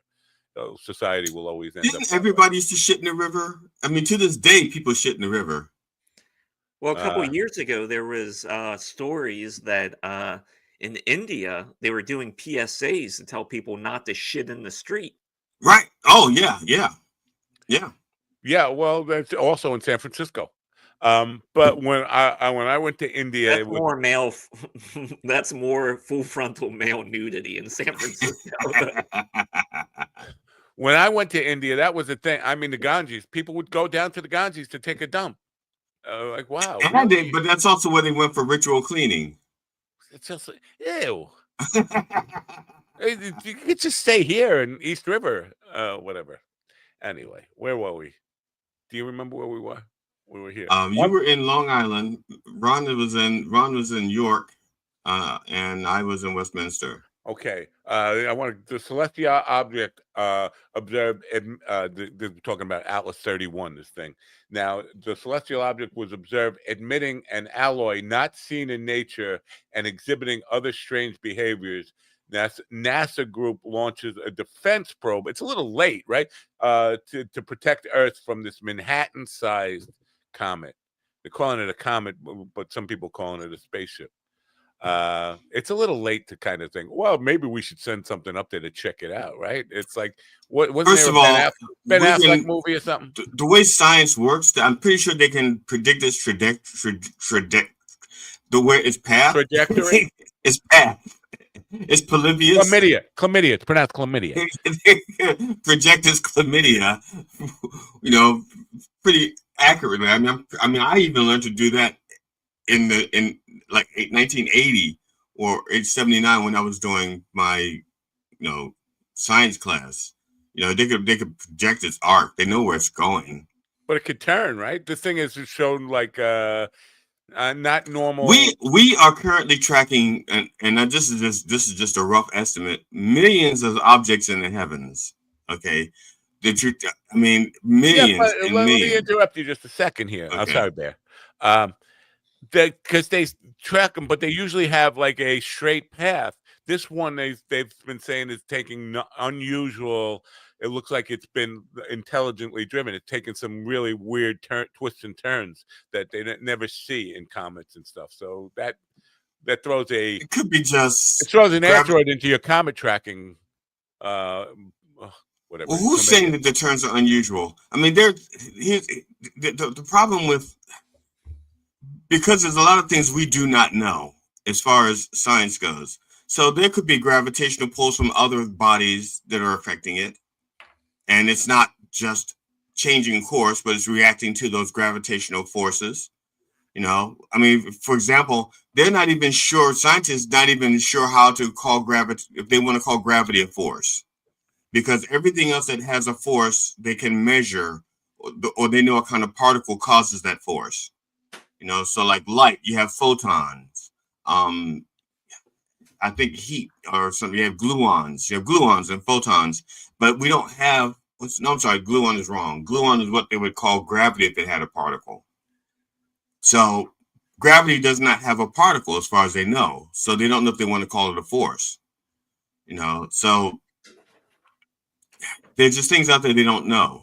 I mean, just because it's making an unusual turn doesn't mean that it's piloted. It just could be another force acting upon it. It doesn't follow traditional comet or asteroid trajectories. Look at me using that word like I can pronounce it. Boy, oh boy. All right, so but I'm hoping it's I'm hoping for the end of the world because I could use a break. Can you use a break? And if it's the size of Manhattan, what are they going to do to disrupt it? Nuke it? They're going to nuke it? And if it's changing course and they decide to intercept it, don't they have to know where it's going to be so they can intercept it? Go. Well, what I'm saying is, in order for them to intercept it, they have to know where it's going because they have to be able to predict the path. It's headed for the sun. That's where it's headed. What I'm saying is, man, you're saying it's changing courses, but if it's changing courses like that, then they can't predict where it's going to be. So how are they going to send up something to intercept it? It doesn't matter. Doesn't matter at this point. No, I'm just talking about the logic. The logic of them saying it's changing courses, but we're going to intercept it. Well, someone should just come out and say, you know what, just fucking let it hit. Let's see what happens. Get NASA on the phone, will you? Can you get NASA on the phone? Hey, NASA? No, not NASA. Not NASA. NASA. I have a complaint. This American cocaine is not as good as Venezuelan, so Americans do better. Well, you're talking about our sea drugs or our land drugs? Either. Oh, hey, in reference to this, there was a story that came out yesterday that in the islands around the Caribbean, body parts and human remains are showing up now on shore. Like, just like torsos, arms, and shit.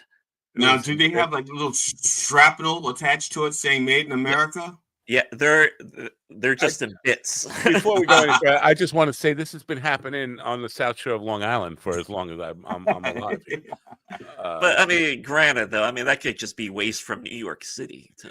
Well, Russ, the body parts that are showing up are most likely, and I think this is what Ron is alluding to, and I tend to agree, that they are the parts of people that have been blown up from the nine vessels that the United States have now blown up. Right.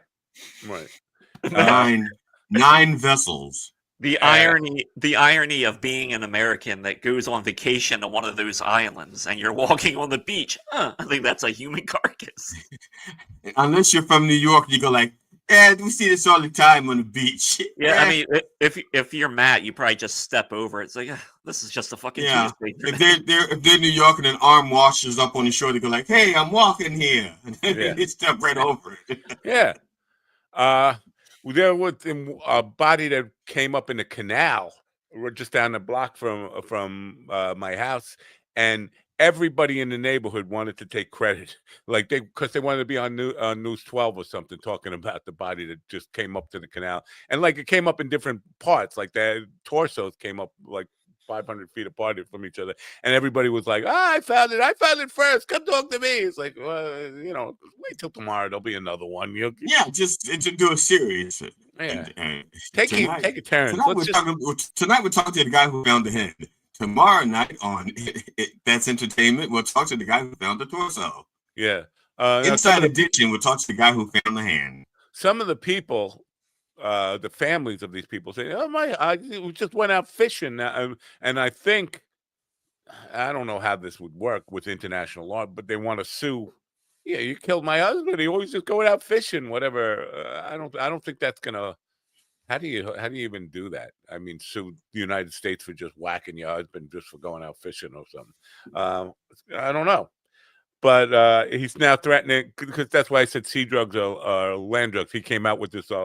We call them sea drugs, but there's land drugs too, and more. And he's coming up with like made up percentages of how many drugs. But we're going to go after them on the land now. This is the guy. Do we know that? Because I keep seeing this footage of the boats. And do we know it's not the same boat?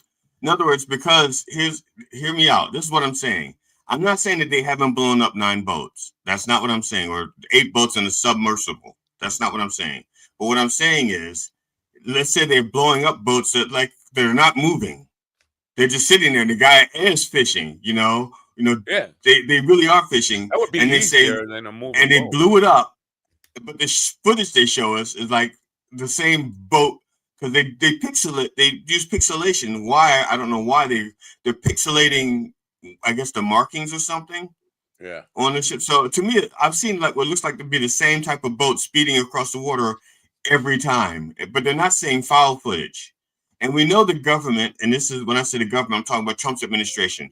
We know the Trump administration uses footage that is not attached to the thing they're talking about. When they were talking about Portland riots, they were showing footage from 4 different places, and so not even the same year. Right. You know, some of it's like 5 years old and saying this is what's happening in Portland now. It's like, no, Mr. Trump administration, that's not what's happening in Portland now. This is from Florida. This is from Ghana. These people are from Tonga. This is even a U.S. soil. So yeah, yesterday there was a one of these people who were complaining about you didn't say anything when Obama put in a basketball court. They were showing a picture of FDR doing renovations, FDR approved renovations on the White House that Congress approved and all that stuff. But and they were trying to say, and it looked almost as bad as Trump's ballroom demolition there. And Obama did not tear anything down. He drew lines on a fucking tennis court. Drew lines on a tennis court. The tennis court was already there. Right. Okay. The most they did was drill holes so they could put in the pole and concrete. That's it. Yeah. That's the most. And I'm pretty sure it didn't take a Volvo earth digger or whatever to demolish it. Yeah. Just rough time, and this is why I want the Rock to fucking end it all. At least for me. You know what?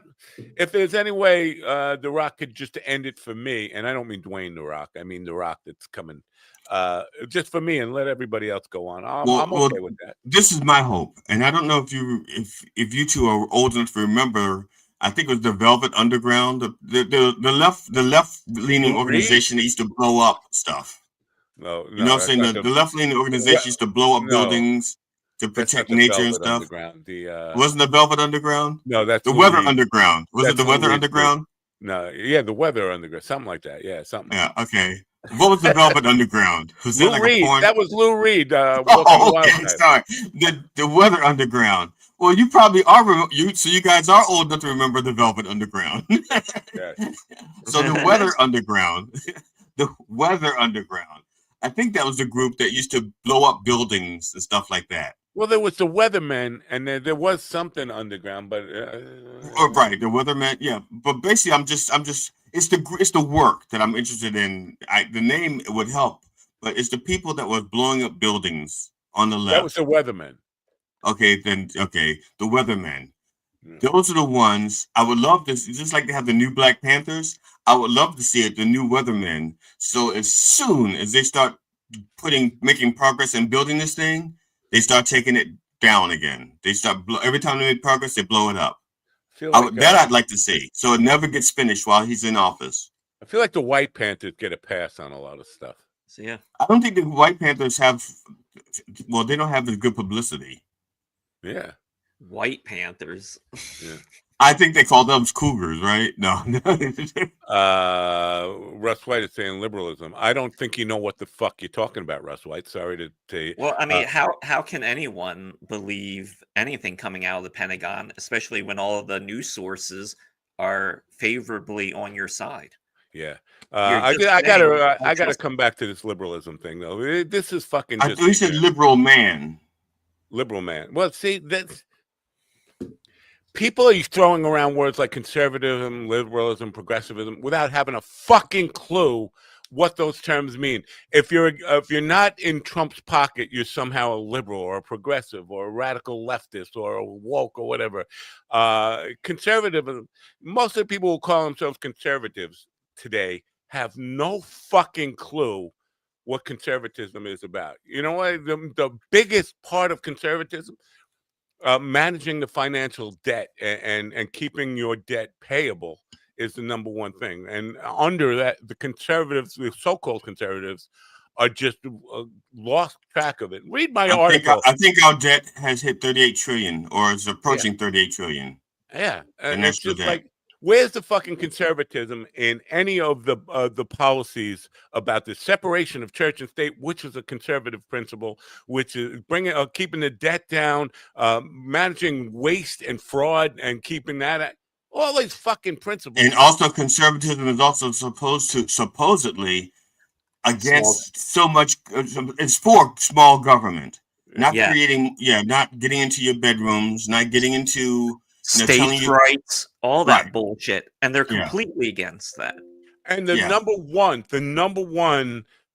principle of conservatism is slow, manageable change, not drastic, quick change. And everything about what the so-called conservatives are now, we got to change America, completely rebrand America overnight. That whole fucking thing. That's a liberal, a very progressive fucking principle is quick change, where we can't afford to wait. That so you're completely backwards. And the difference is that when liberals say we can't wait for change, they are usually trying to protect people's rights. Right. So they're saying we can't wait for black people to get to this point. We can't wait for society to just say black people deserve the right to vote. We have to change it now so that black people can vote. We can't wait for people to say women should be allowed to vote. We need to change that now. Okay, those are the things that usually when progressives are saying we have to do this now, it's in regards to people's rights and giving them rights and expanding rights. Now, we need to do this now. We need to deport people who aren't breaking rules and laws. No. Well, what about the guy that was just threatening Hakeem Jeffries? Right. Is a pardoned January 6er. Yes. So I mean that tells you everything, and it's just laughable that we're still listening to a pedo. What's the best way to describe politics? Whole bunch of dudes gather around and yell at each other about who's the best at jerking it and wasting time. Not always dudes. It's a lot of and it's not a bunch of us. There's only 3. I think you need 6 or 7 for a bunch, right? According to the song, right? 1 banana, 2 banana, 3 banana, 4. 5 bananas make a bunch. Okay, 5 bananas make a bunch, and so do many more. So we need 2 more dudes to be a bunch. And to be fair, the current Republican Congress is the largest gathering of cuckolds in the world. So that's the world record we can hold. Damn. Get Guinness. We need verification, but it sounds right. But they easily gave up all their power to Trump, so that makes them cuckolds. Yeah. Wow. By definition, I think Ron is right. Damn it! This calls for a celebratory edible. Damn it! That's not right. That's not right at all. What? You shouldn't be eating edibles on this program. Oh! I wasn't going to eat it on the program. I was going to slowly suck on it until it dissolved in my mouth. That's not the same as eating it, right, Ron? I mean, if you slowly suck on something, that's not eating it. Just to be fair, I'm kind of revising my position here. I think maybe these middle school kids should kill me today. And then The Rock should just keep on bypass us and don't worry about anybody. There's no reason for The Rock to come and take me out. Ron, I don't know if you noticed, but I'm going to teach a middle school kids how to paint like Vincent van Gogh. I'm going to cut off all their fucking ears. But it's not going to be pretty because I get abused. I can't defend myself. Middle school kids are the worst people. They're like fucking devils. And you got to show up drunk, though, if you're going to do that as well. The real life Spider-Man is actually a congressman who got furry palms and can now scale walls. Somebody a couple of days ago, some people, remember how we never got our sunglasses or whatever. Those people, we got a new product we want you to push on the show. It's a spider web thing that shoots ropes out of you. It's an attachment, but it's like a Spider-Man thing that kids wear.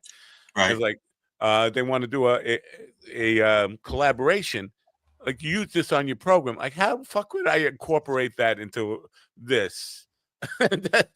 Well, you can't even see like where it would go. I mean, look, if I did something, you have to shoot the lens. and who's gonna buy that? I mean, I just don't see any real demand for a product like that. I could see little kids wanting to do that, but it would lose its it's one of those Christmas gifts you get them by Christmas night. They're done playing with it, and now it's just a fucking clutter thing that's going to be around the house.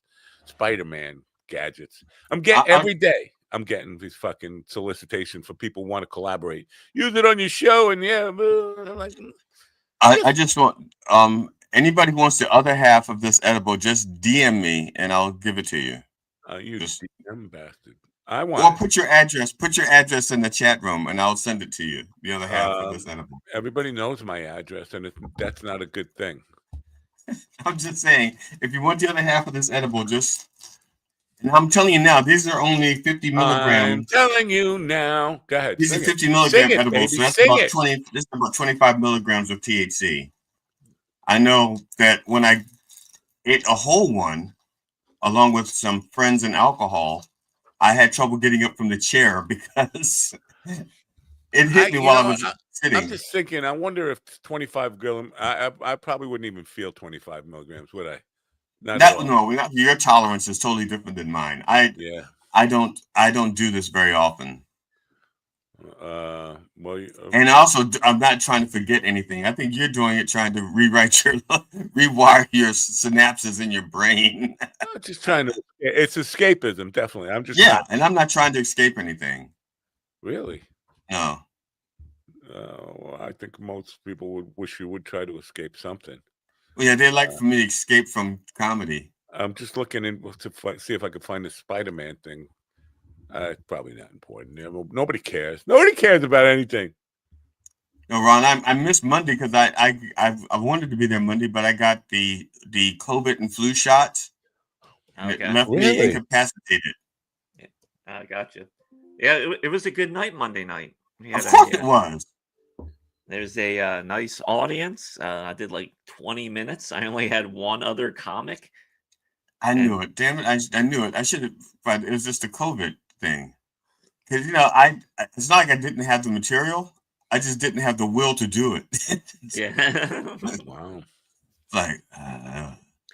Did you guys talk about the crypto guy that got pardoned yesterday?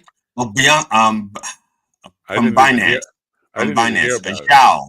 Changping Zhao. Yeah, you didn't. The Reverend talked about him this morning. Yeah, no. He got pardoned, and guess what? That guy has on his record as well: sex trafficking and child abuse. Wow, but he wasn't But that's not what he was arrested for, right? He was sentenced for money laundering. Yeah, a bunch of things. But to be fair, maybe Trump lost the crypto password, so he needed them. Yeah, because I know that he basically floated some money to World Liberty cryptocurrency, whatever it's called. World Liberty rip people off, whatever that company is. World Liberty something. The one thing I love about this, and like conservatives or whatever you want to call them, is all these motherfuckers for decades have been preaching law and order, but you keep letting pedophiles and fucking all these murderers out on the street. How is that law and order? The guy sang the national anthem at Trump's inauguration yesterday.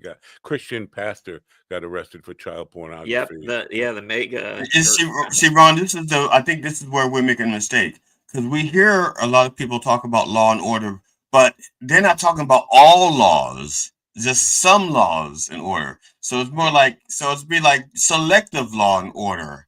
They don't because obviously, and not for all people. Bring back the therapist. Not for all people. What therapist? We didn't have ours.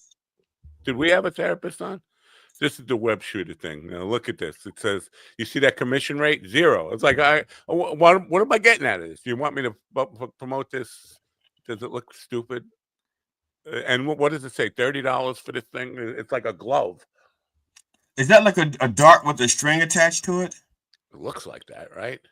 Yeah, because I know when I was a kid, when I first saw silly string, The first time I saw Silly String, I said, "Oh, this would be a great for a Spider-Man web shooter." And I bought some Silly String trying to make a Spider-Man web shooter, and I couldn't get. I almost killed myself because once if you poke a hole, if you don't know anything about how pressurized cans work, and you poke a hole in it and try to figure out how you can make it smaller. Oh boy. Ever seen the TV show The Boys? It rings a bell. Like what is it? He's talking about the one on Apple, right? I've never seen it. That's on Amazon. The Boys is about superheroes that aren't really good. Yeah.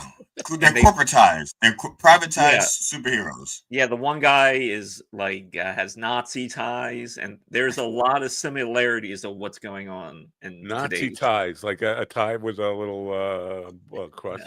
Now, and it's great because a lot of the superheroes, like the main 7 superheroes, are all tragic.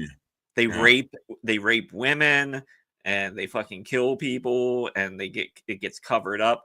And the Boys are about these humans, just regular plain old humans that teamed up and that are killing the soups and bringing because I can't remember her name. What's her name? Starlight. Because she was a super. Yes, but, she converted. Yeah, she converted. Now, and the other thing that people might need to know, as far as how the Boys work, these are all people who were given the void. Was it vote or void? Vote. It's void. Void. Okay. There's they've developed a formula. I'm sorry. No, I can't fucking think of it. Vote. Void. Not Void, because that's like a regular company. It's Vought. I think it's Vought. Right. Vought. Yeah. They have a serum that affects your genetics, depending on what your genetic makeup is. So 3 people can take it. One person may get nothing. Another person may get super, X-ray vision, and the other person may develop gills. We don't know what. And so this is the thing. It's controlled by one company making these people, and most of the people are just they have to be corruptible enough to be part of the corporation. And Billy Butcher is a great character. Yeah, he does not give a fuck, and there are some great funny moments in it when they're killing superheroes. Oh yeah, I think now I could be wrong, but I think the very first one is when there's a guy who shrinks, and he's like inside of another guy's penis. Oh no, that was later. The first guy was the guy who could turn invisible. Oh, then they stuck explosives up his ass. I think that's the first one he killed. I'm talking about the first one. I'm talking about when they first when they introduced in the show. No, that came along during the sex party. Oh, okay. Yeah, but the first. It's been a while since I've seen it. Yeah, the first one was the guy that turned invisible, and they're like, "Well, how can we find him?" They capture him, then they stick a fucking explosive up his ass. That's also how they killed the guy that was indestructible. They drugged him. Yeah. There's some very interesting kills in that show. Yeah. And that's the only reason I wanted to watch Amazon Prime was for The Boys and Invincible. You know what's weird? Speaking of 2 shows. Amazon Prime, because I went on. If I Google Mel Brooks live at the Geffen, it says Amazon Prime. I go on Amazon Prime, it says HBO Max. Amazon Prime is reselling for HBO Max, and you need a subscription there. Why not just send me the fucking HBO Max, which I don't have? And I apologize, Matt, because I said I was going. I have to wait for. Well, I can download it. I just want to because you just want to see the clip whether or not he says Jackie Martin's name. I just want to find out which Jackie he was really talking about. Right. I will get on that. I'll have it for you this weekend. I will have it this weekend. All right. Because it would be great if he did say Jackie Martling. I would like. I think I'd squirt a little. I don't know what I'd squirt. I don't know. Powder. Spinach. You squirt spinach. I had a nightmare the other night about being with a chick, and I'm not going to name her specifically, but there's somebody who had been in the chat room once in a while, not like a regular in the chat room. I was in bed with her, and she squirted like a fucking, and like now I had to clean. Spending days cleaning up the fucking room. Like, I'm squirting is something.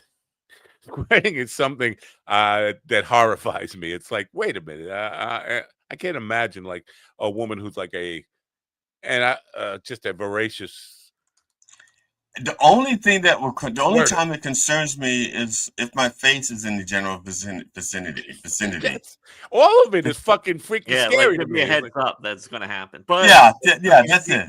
If you're doing your job right, you should be aware of that situation. Well, the problem is, and this is, I mean, because now I've been with the same woman for 20 some odd years now. But before that, the first time you're with anybody, especially a one night stand, you don't know unless they tell you. And if they don't tell you because they don't think about it, it's like Russian roulette, you know? Yeah. If you don't know, that's fucking horrible. That's like, I'm scared now. I'm never going to sleep again.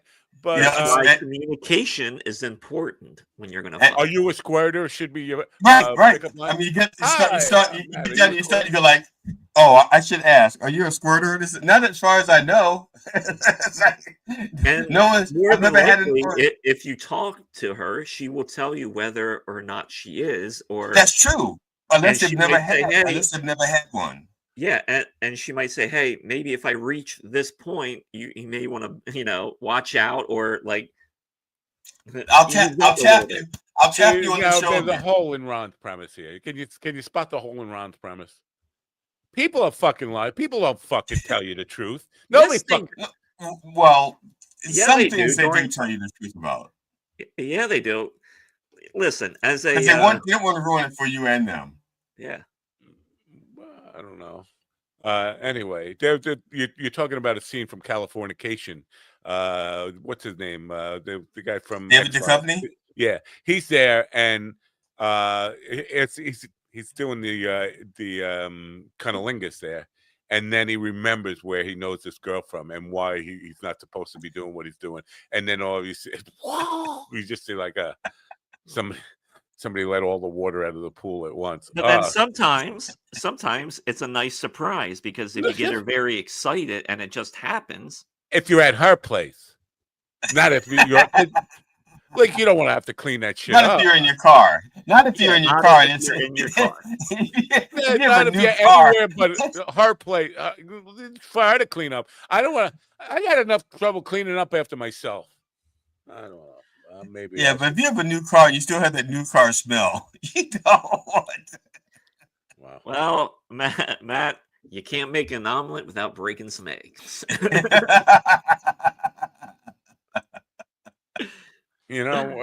wise man once said that. No, it's wait. I like omelets better than sex. Well, is that the same guy that says? Is that the same guy that says? I can't wait to have your cock in my mouth. Yeah. What? Senator John Kennedy said, "I can't wait to have your cock in my mouth." Yeah, Senator Kennedy. Yeah, on the Senate floor, he's reading from this book on the Senate floor, and he's like, "Pardon me, I'm using the Advent calendar for this." I mean, I have another book. I mean, I could use my Bible. Okay, I use my Bible for this one. It's like, I can't wait to have your cock in my mouth. Yeah, that's hit like hit a beat for that. Yeah, that's his whole shtick, though. He likes saying stupid things. Yeah, in a folksy way. So it's like, I'm not really talking dirty. I'm just telling you what they should not be saying. Yeah, your children should not be fornicating in the bathroom and taking it in the butt. That's what I'm saying. I'm not promoting it. I'm just saying your children should not be doing that. That's Mississippi again, right? This is my case about Mississippi. We should just do away with Mississippi. I don't know where Kennedy is from. Yeah, I don't drink from a fire hose. I just let them come all over my face. Does Mississippi add That's another Southern expression. That's another one about folksy expressions. But does Mississippi add anything? Are they? Why do we need Mississippi around? I mean, what do we Because get? that's classic racism. Yeah, what's their contribution to society, Mississippi? Are they known for anything? Louisiana. Senator Kennedy is from Louisiana. Yeah. Football. Oh, Louisiana. Well, that's close enough. What? Oh, well, they add jazz, right? So Gumbo. Gumbo. All right, But fine. if you think about it, the only reason those guys are even still getting elected is because it's gerrymandering. Because why? Yeah. Why would? Level. Yeah, I think it's Dean Mandering. Yeah. Jerry and Dean. That's because why is an old codger white guy really making decisions for a large percentage of the population that is not white? Well, and also this guy's just like a total actor. He's a Rhodes Scholar who's acting like a dumb fat hick, which is, and I guess that goes over down there. Oh, he's a good actor. And they still haven't sworn in that representative that can. No, the Arizona Attorney General is suing. Yeah, and tough guy Mike is saying, "Bring it, sister." Well, I wish Mike Johnson would tell us what trans porn he is researching, but I guess that's only for his kids. Trans porn, you say? That's porn that is because you remember about Mike Johnson, right? Oh yeah, James Michael Johnson. He's got that's he shares his sites that he's on with his kids. With his kid, right. And they monitor each other's porn intake. Right, they're porn partners. Intake. Right, porn partners. Yeah, it'd be interesting. What kind of porn did my dad want? I did too. I stole my father's porn books. No, wait a minute. Yes, we all probably have. I know I did, but that is a lot. That is so much different than knowing exactly what you're doing. Yeah, and listen, well, I'm not kind of justifying any of this stuff here, but to be honest, like those magazines, they weren't even porn by today's standard. They were pictures of naked women. Now, I have a question though, because we know from James Michael Johnson that his son is his porn buddy. Do we know his son's name? Do they have the same name? I'm just curious. If his son is using these sites, are we giving the father blame for something his son is doing? Well, believe me, I'm not saying that the father isn't doing it. Believe me, I believe Michael Johnson is closeted, but I don't have any facts on it. I want to say that his son probably has a burner phone.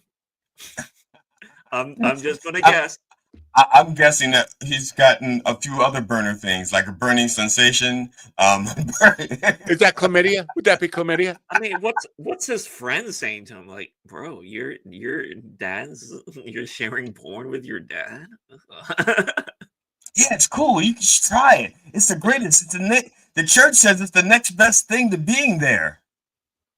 I'm just trying to find out how soon I got to leave to go see to just get killed by kids. 500. Yeah, Ron. He's going to paint a paint party at a middle school or for middle schoolers. A painting that, by the way, that I fucking hate, and I'm not supposed to comment on the painting. Is this the Starry Night looking thing? Yeah, it's a ripoff of Vincent Van Gogh, which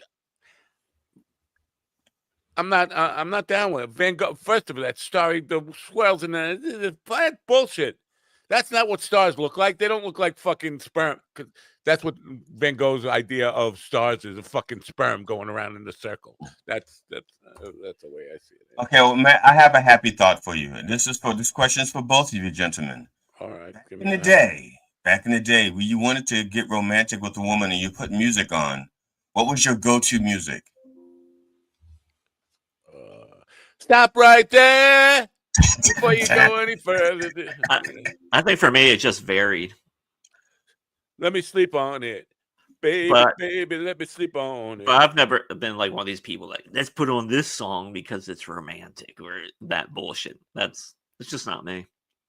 I did not have a song per se, but I would try to find out what they liked, and that's what I would put on. Yeah, and that makes sense. That makes a lot of sense. Now I'm really confused because The thing is, you have to make sure that the song, if it's an album, you have to make sure that the song after it is also conducive to it. It's like you're getting down because the song is like 3 minutes long. You're like, okay, baby, and the next song is like, go and smash her in the face with a hammer. Yeah. You don't start with "Big Dumb Sex" by Soundgarden. Wet ass pussy. Well, I said back in the day that wouldn't have been around for us back then. Yeah. And yet, "Wet Ass Pussy," not a great song.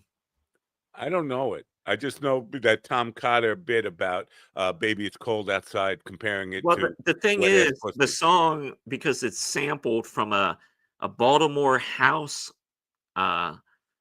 song called "Whores in This House." And "Whores in This House" is a fun song because it's very upbeat, and all the choruses is there's some whores in this house, there's some whores in this house, and it just keeps ramping up. But Just then keep like saying that for a few hours. yeah, then "Wet Ass Pussy" is just slowed down, and like I get what they're going for, but I don't know. Yeah. I just find the song boring. And this is the main reason why Ron and I are friends, because he brings culture to me that I do not, or like I would not have known that. And my Is that culture? yeah, it's cultures. It's the hip hop chlamydia culture. is a culture. Yeah, GD, after the show, look up that song, "Whores in This House." Oh. Whores, not whores divorce. Just look up the Tom Cotter bit where he compares "Baby It's Cold Outside" to Wet Ass Pussy, because at the time they were banning "Baby It's Cold Outside" for being too suggestive of toxic masculinity and all that kind of stuff. "Wet Ass Pussy" was the '1 song in the country, which. But I think the difference is, I think they're saying "Baby It's Cold Outside" the woman didn't want to do it, and the guy was going like, "Yeah, stay." But that is a shining example of why like this shit got so out of control. Like like Mark Maron said, the left annoyed the right into fascism because of shit like that. It's like, why are you fighting over this? You know, there's some definite truth there. I mean, the idea that, and I'm not sure the idea of cancel culture, like canceling songs like that, necessarily all came from the left. They came more from prudes, people who had no political agenda at all. They were just on top of that, like now when people see things and they want to shame people for doing this, it's like you really can't, because it's just a snapshot of that time. Like I recently rewatched Eddie Murphy's Raw, and most of that is still relevant.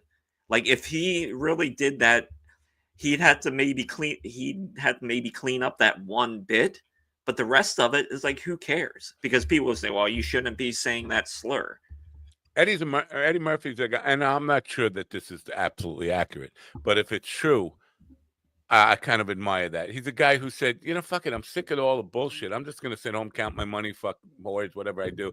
He's not trying to stay relevant. He's cashed out, and I like that. I mean, how much do you fucking need? Except for Come to America too. Yeah, but then again, Eddie Murphy has in his past that he was arrested with a trans woman. That was a thing. He used to pick him up on. It was like a regular thing, like in West Hollywood. He would cruise around and pick up trans hookers. But Richard Pryor admitted to doing that as well. There's plenty of footage out there of Richard Pryor talking. Yeah, I'm just getting over a nightmare about a woman squirting. Now you're going to give me nightmares about a woman with a dick. I don't like dicks. I don't want to see a dick. I don't even looking at my own dick. Yeah, and that's fine. But I mean, if they do, who gives a fuck? No, I don't give a fuck. Right, but I don't need a nightmare about it because you just put that fucking idea in my head now. Yeah. I mean, at least they knew what they were looking for, right? It didn't happen by accident. Like they picked up what they thought was a female hooker, and then found out it was a trans hooker. And now, oh, hey, wait a minute, you brought a little extra with you. It just still amazes me that comics like Carlin's material, and fucking Pryor's material is still relevant, and Paul Mooney, his fucking material is still fucking relevant, and it hits probably almost harder today. Yeah. I know we was talking about generation. I think I used to work at a company called Woody's in Columbia, Maryland. That doesn't rhyme with Comcast. I know, and well, I used to work there, and one of the people I was closest to was a guy named John, and he was an avid racist. He was a much older dude. I was in my 20s, and he was like he was past retirement. He was only working there.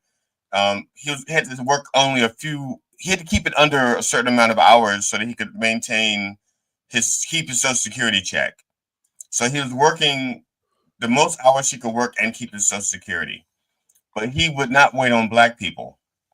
We were both commission salespeople, and when black people would come in to look at appliances or television, he would not wait on them, and he'd send me over to wait on them. He goes, "Those people never buy anything," and that's what he says. That's what he'd say, and he's talking to me, a young black man. He's saying, "You go wait on them. Those people never have any money."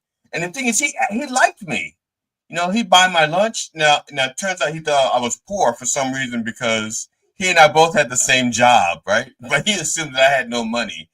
But he was buying my lunch. You know, I would go get the lunch. He'd pay for mine. I'd go, But that was just the way he saw black people. Did he ever never affected our relationship. He was always very respectful to me. Did he ever call you one of the good ones? Not to my face. I think I was walking away once. He goes, "There goes one of the good ones." Yeah. Yeah, Damien had told me several times he hears that a lot, especially because he drives truck and he goes up in like the backwoods of Perry County. Oh yeah. And like these old white guys will come up and be like, "Yeah, you're one of the good ones." Yeah, I've heard it. I've heard it my shit. But I'm not in the workforce, but I've heard it quite a bit. Yeah. Matter of fact, it started off, but the first time I heard it was actually from a Republican.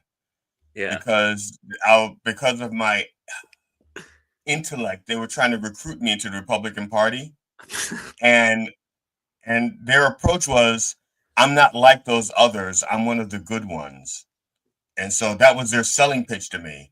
And they were talking about, we had to stop the welfare queens, and they explained to me what a welfare queen was.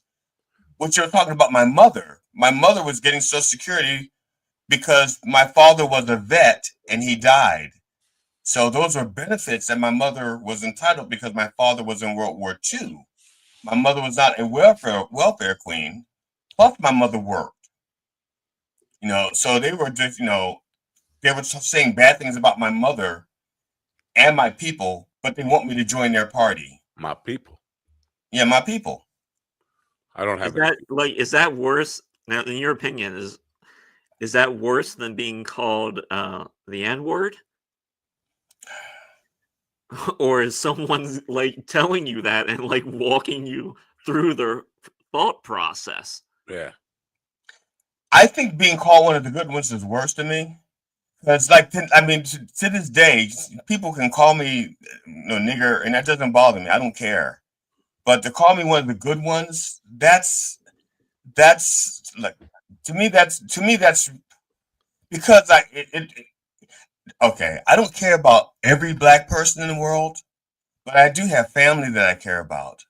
And so when they said I'm one of the good ones, I lumped my family into there. Like, they're saying my family are not good. Yeah. And not take offense to that. If I'm, and now you can correct me on this, but I'm pretty sure you said at least your brother Ralph, I think, was not one of the good ones. Oh, he's not. When I say family, I have nieces and nephews. Oh, okay. Well, nieces and nephews. Yeah. Well, to be fair, I have a brother who's not one of the good ones. Or, well, he's not really my brother anymore. He used to be my brother.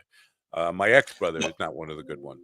I had two brothers, and if I were to swear on the Bible, I'd say yes. One of them was a rapist who was never caught. All right.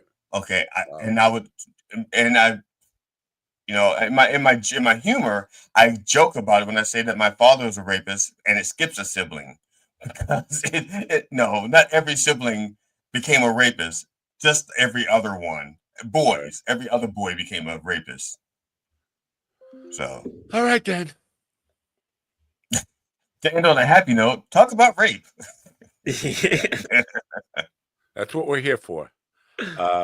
Next Thursday, Ron, you're working, but next Thursday, JT Habitat from Altercation Comedy Fest will be here, and we're going to bust up balls about his.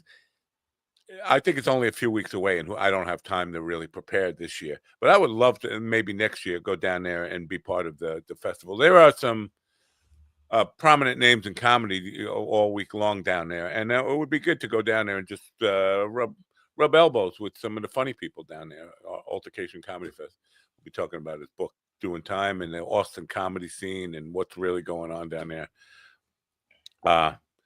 Ron, I don't know if I asked you about this. GD's probably sick of me saying it, but Kyle Kalinske about a week ago put out a video about a civil war in comedy. Have you heard anything about the Civil War and who's firing the shots? Well, basically what's happening is,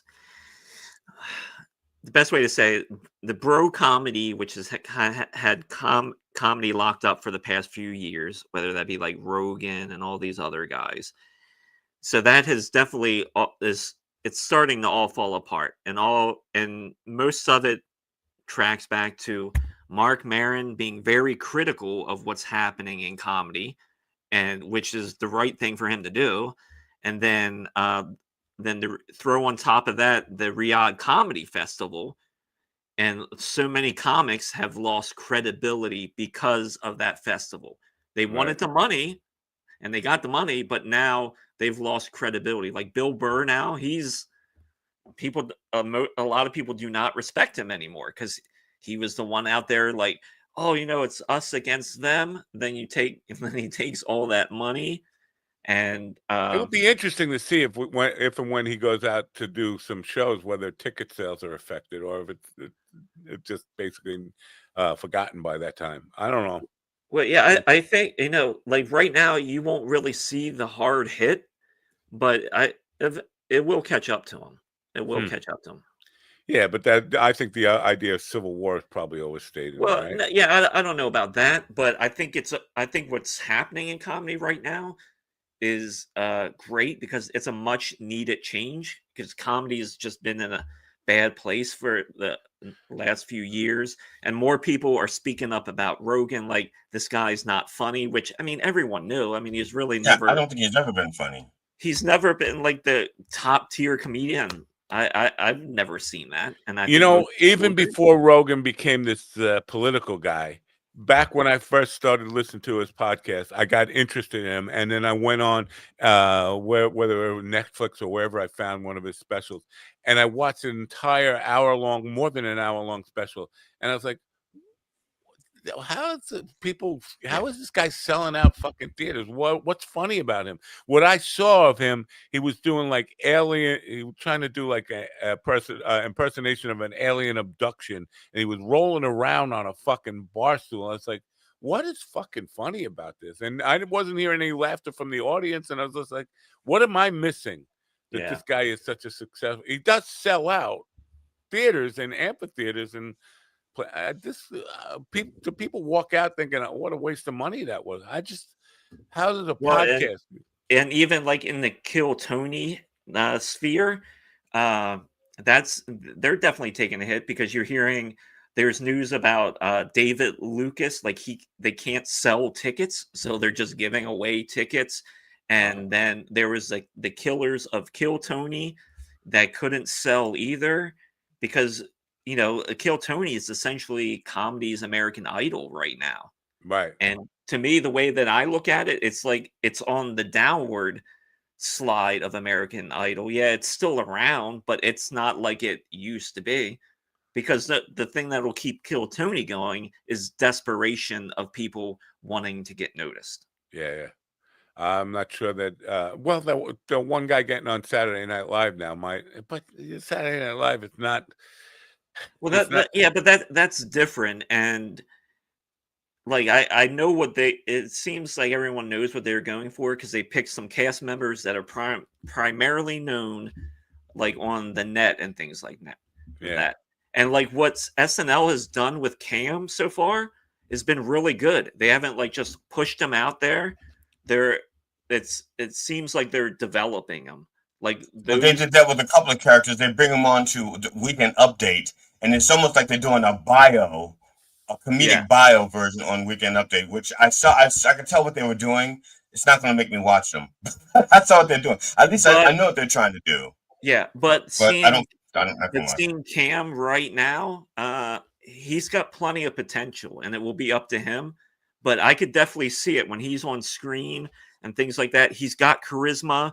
He's got the things you need, and he just needs to develop a little more. And I think if he does, he could be really fabulous. I think there's a little hole in my dementia-ridden brain that is kind of remembering an incident a couple of years ago. There was a guy who was a comedy writer for Carson, and back in the day, he was one of these guys who wrote for jokes for late night television, and he was talking about how Kill Tony is not what they were, in the sense that people would go on Carson or whatever these shows were to make their career. But Carson, or you can just pick out, I don't know, even Letterman or whatever, they took an interest in helping them refine and put their best foot forward, and kept an interest even there before and after they were on the show in their career development and developing them. And Kill Tony just doesn't seem to be that. It just seemed to be a meat market. Used them for the shock and stupidity factor, and just let them go with no support, no valid criticism off the air or well, here's another piece of the puzzle. Social media is really waning right now, so it's not what it used to be even a few years ago. There's plenty of indicators people are actually moving away from that shit because of AI, because there's so much AI slop out there right now, and people are tired of it, and they're just tired of all the like social media bullshit. Yeah, the other thing, now this is going back to what you're talking about, a difference between Carson and the Kill Tony thing. In Carson's day, they had people whose job it was to go out to clubs and look for talent.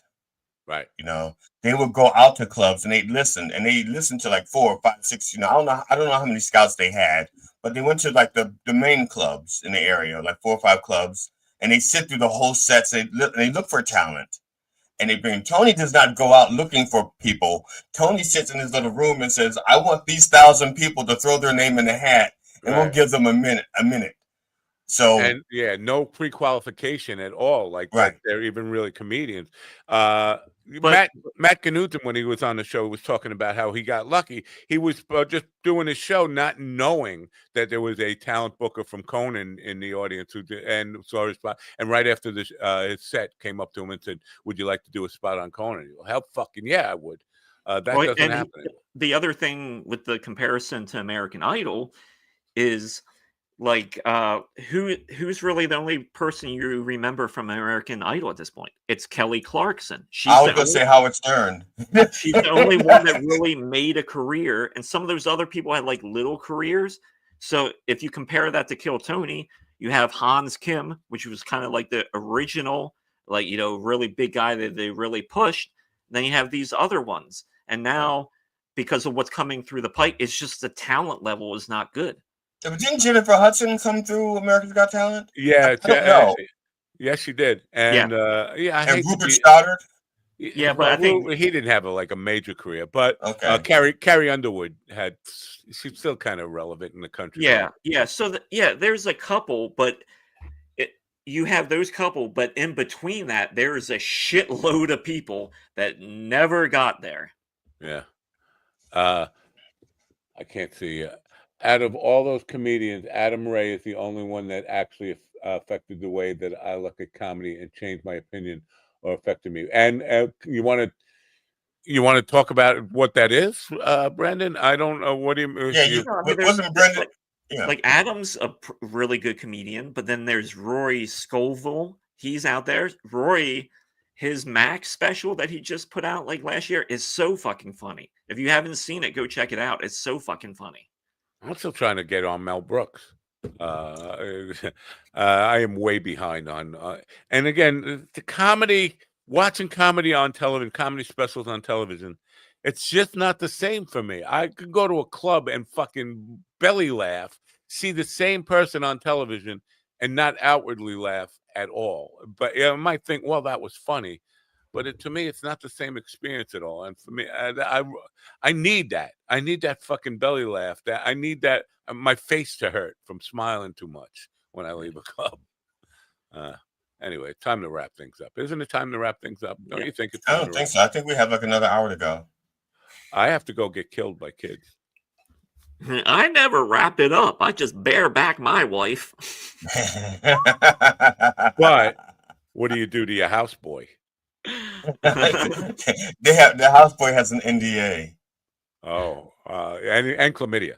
He has an NDA and chlamydia. Chlamydia. Say, have you chlamydia? Not anymore. I got those little pills for 7 days. What is this? It's his awful overall, his overall punch-up demeanor and his direct interactions with fans. I got to see more of Adam Ray because all I see is the Dr. Phil stuff, and I feel like that's like kind of what do they call that? Adam Ray has a special out there on YouTube that was filmed in the Club on State in Madison, Wisconsin. Check that one out, Matt, because it's a great fucking club for comedy, but yeah, that is a fabulous set. Check it out. See, to me, with him, I feel like typecasting is the word I'm looking for. When you see him doing the Dr. Phil impression, it's hard to get out of that. I got to check him out, not doing the Dr. Phil thing. Yeah, and when you see him not doing Dr. Phil and just him, you really get it's like, oh, this guy is fucking funny. It's his overall punch-up demeanor and his direct interactions with fans. I've seen all these people live and interacted with them at meet and greets. And even though they're just doing their job, you could definitely feel the aura. Yeah, I get that. A lot of them, they do meet and greets obligatory, but they don't like you. They're just hoping you'll shake their hand, tell them how much you love them, and get the fuck out. I'm just waiting to get paid and go home. You get that from a lot of them. I don't. I get people who wonder to like I said, the one that really stands out to me is the one lady that said, and again, she said to me, "I don't think your life represents the true Black experience." That's the. Was she a white lady too? Yeah, a white lady. And my wife brought that up the other night. We were out dinner with some friends, and I've never been a slave. And I was that is so cringy when white people do that to Black people. It's just like I'm like, oh, don't. Well, I don't know if you guys saw this, but about a week ago, there was a Christian pastor making the case for slavery because there's nothing in the Bible that says there's anything wrong with a human owning another human. And I'm just like, where is somebody gonna break into his house and fucking grab this guy and make him a slave? He's okay with it. He's okay with it. He's making a case for it. So okay. Give me his address. But he's not gonna like what I do to him. Then after he's finished my yard work, I'm gonna sell him to Ron. He's not gonna like what Ron does to him. There's a comedian from Richmond, Virginia. Her name is Patrice Devereaux, and I don't know. A few months ago, she made this reel. This stitch, and it was so great because the video is just this white woman. She gets on there. She's like, "All right, Black women, listen up." Then just Patrice, she gets on. You see her on camera, and she's like, "Oh hell no!" And that's all the video is. All right, tune in next week for more slavery talk here. Slavery Talk with the Dog. It's our thanks for the slavery. Hey, you gave us a free trip, packed on our cargo ship. You beat us down into the ground until our souls are stripped. We thank you so much. Like the Christian conservatives are saying, slavery wasn't that bad, right, GD? It was a staycation. And for the owners, it wasn't that bad at all. How did you put it, Ron? It's not history. It's not. Yeah. Damn it, I can't remember how you put it now. Yeah, no, I'm not going to say that line out. Okay. All right, let's wrap this up and tell people Monday. I don't know if there's a guest Monday. I don't know. I'm so confused. Next week we do have guests lined up, but I'm not sure who they are. Anyway, have a good weekend. Yes. Try not to get in too much trouble. And I might not be here Monday. I might be in Little Kid Hill. I might be dead. I might be here with paintbrushes shoved in my eyes. And remember, if you're doing Van Gogh, you got to show up drunk, man. I mean, well, when you're bald, you can't really hide the fact that you haven't cut off your ear. You gotta, yeah, I gotta. Maybe it's just. I'll be like Trump. I'll wear a fucking ear tampon. Oh, I cut it off. All right. Have a great weekend, you guys. Thanks for being here, and don't forget to turn on your radio. Bye for now.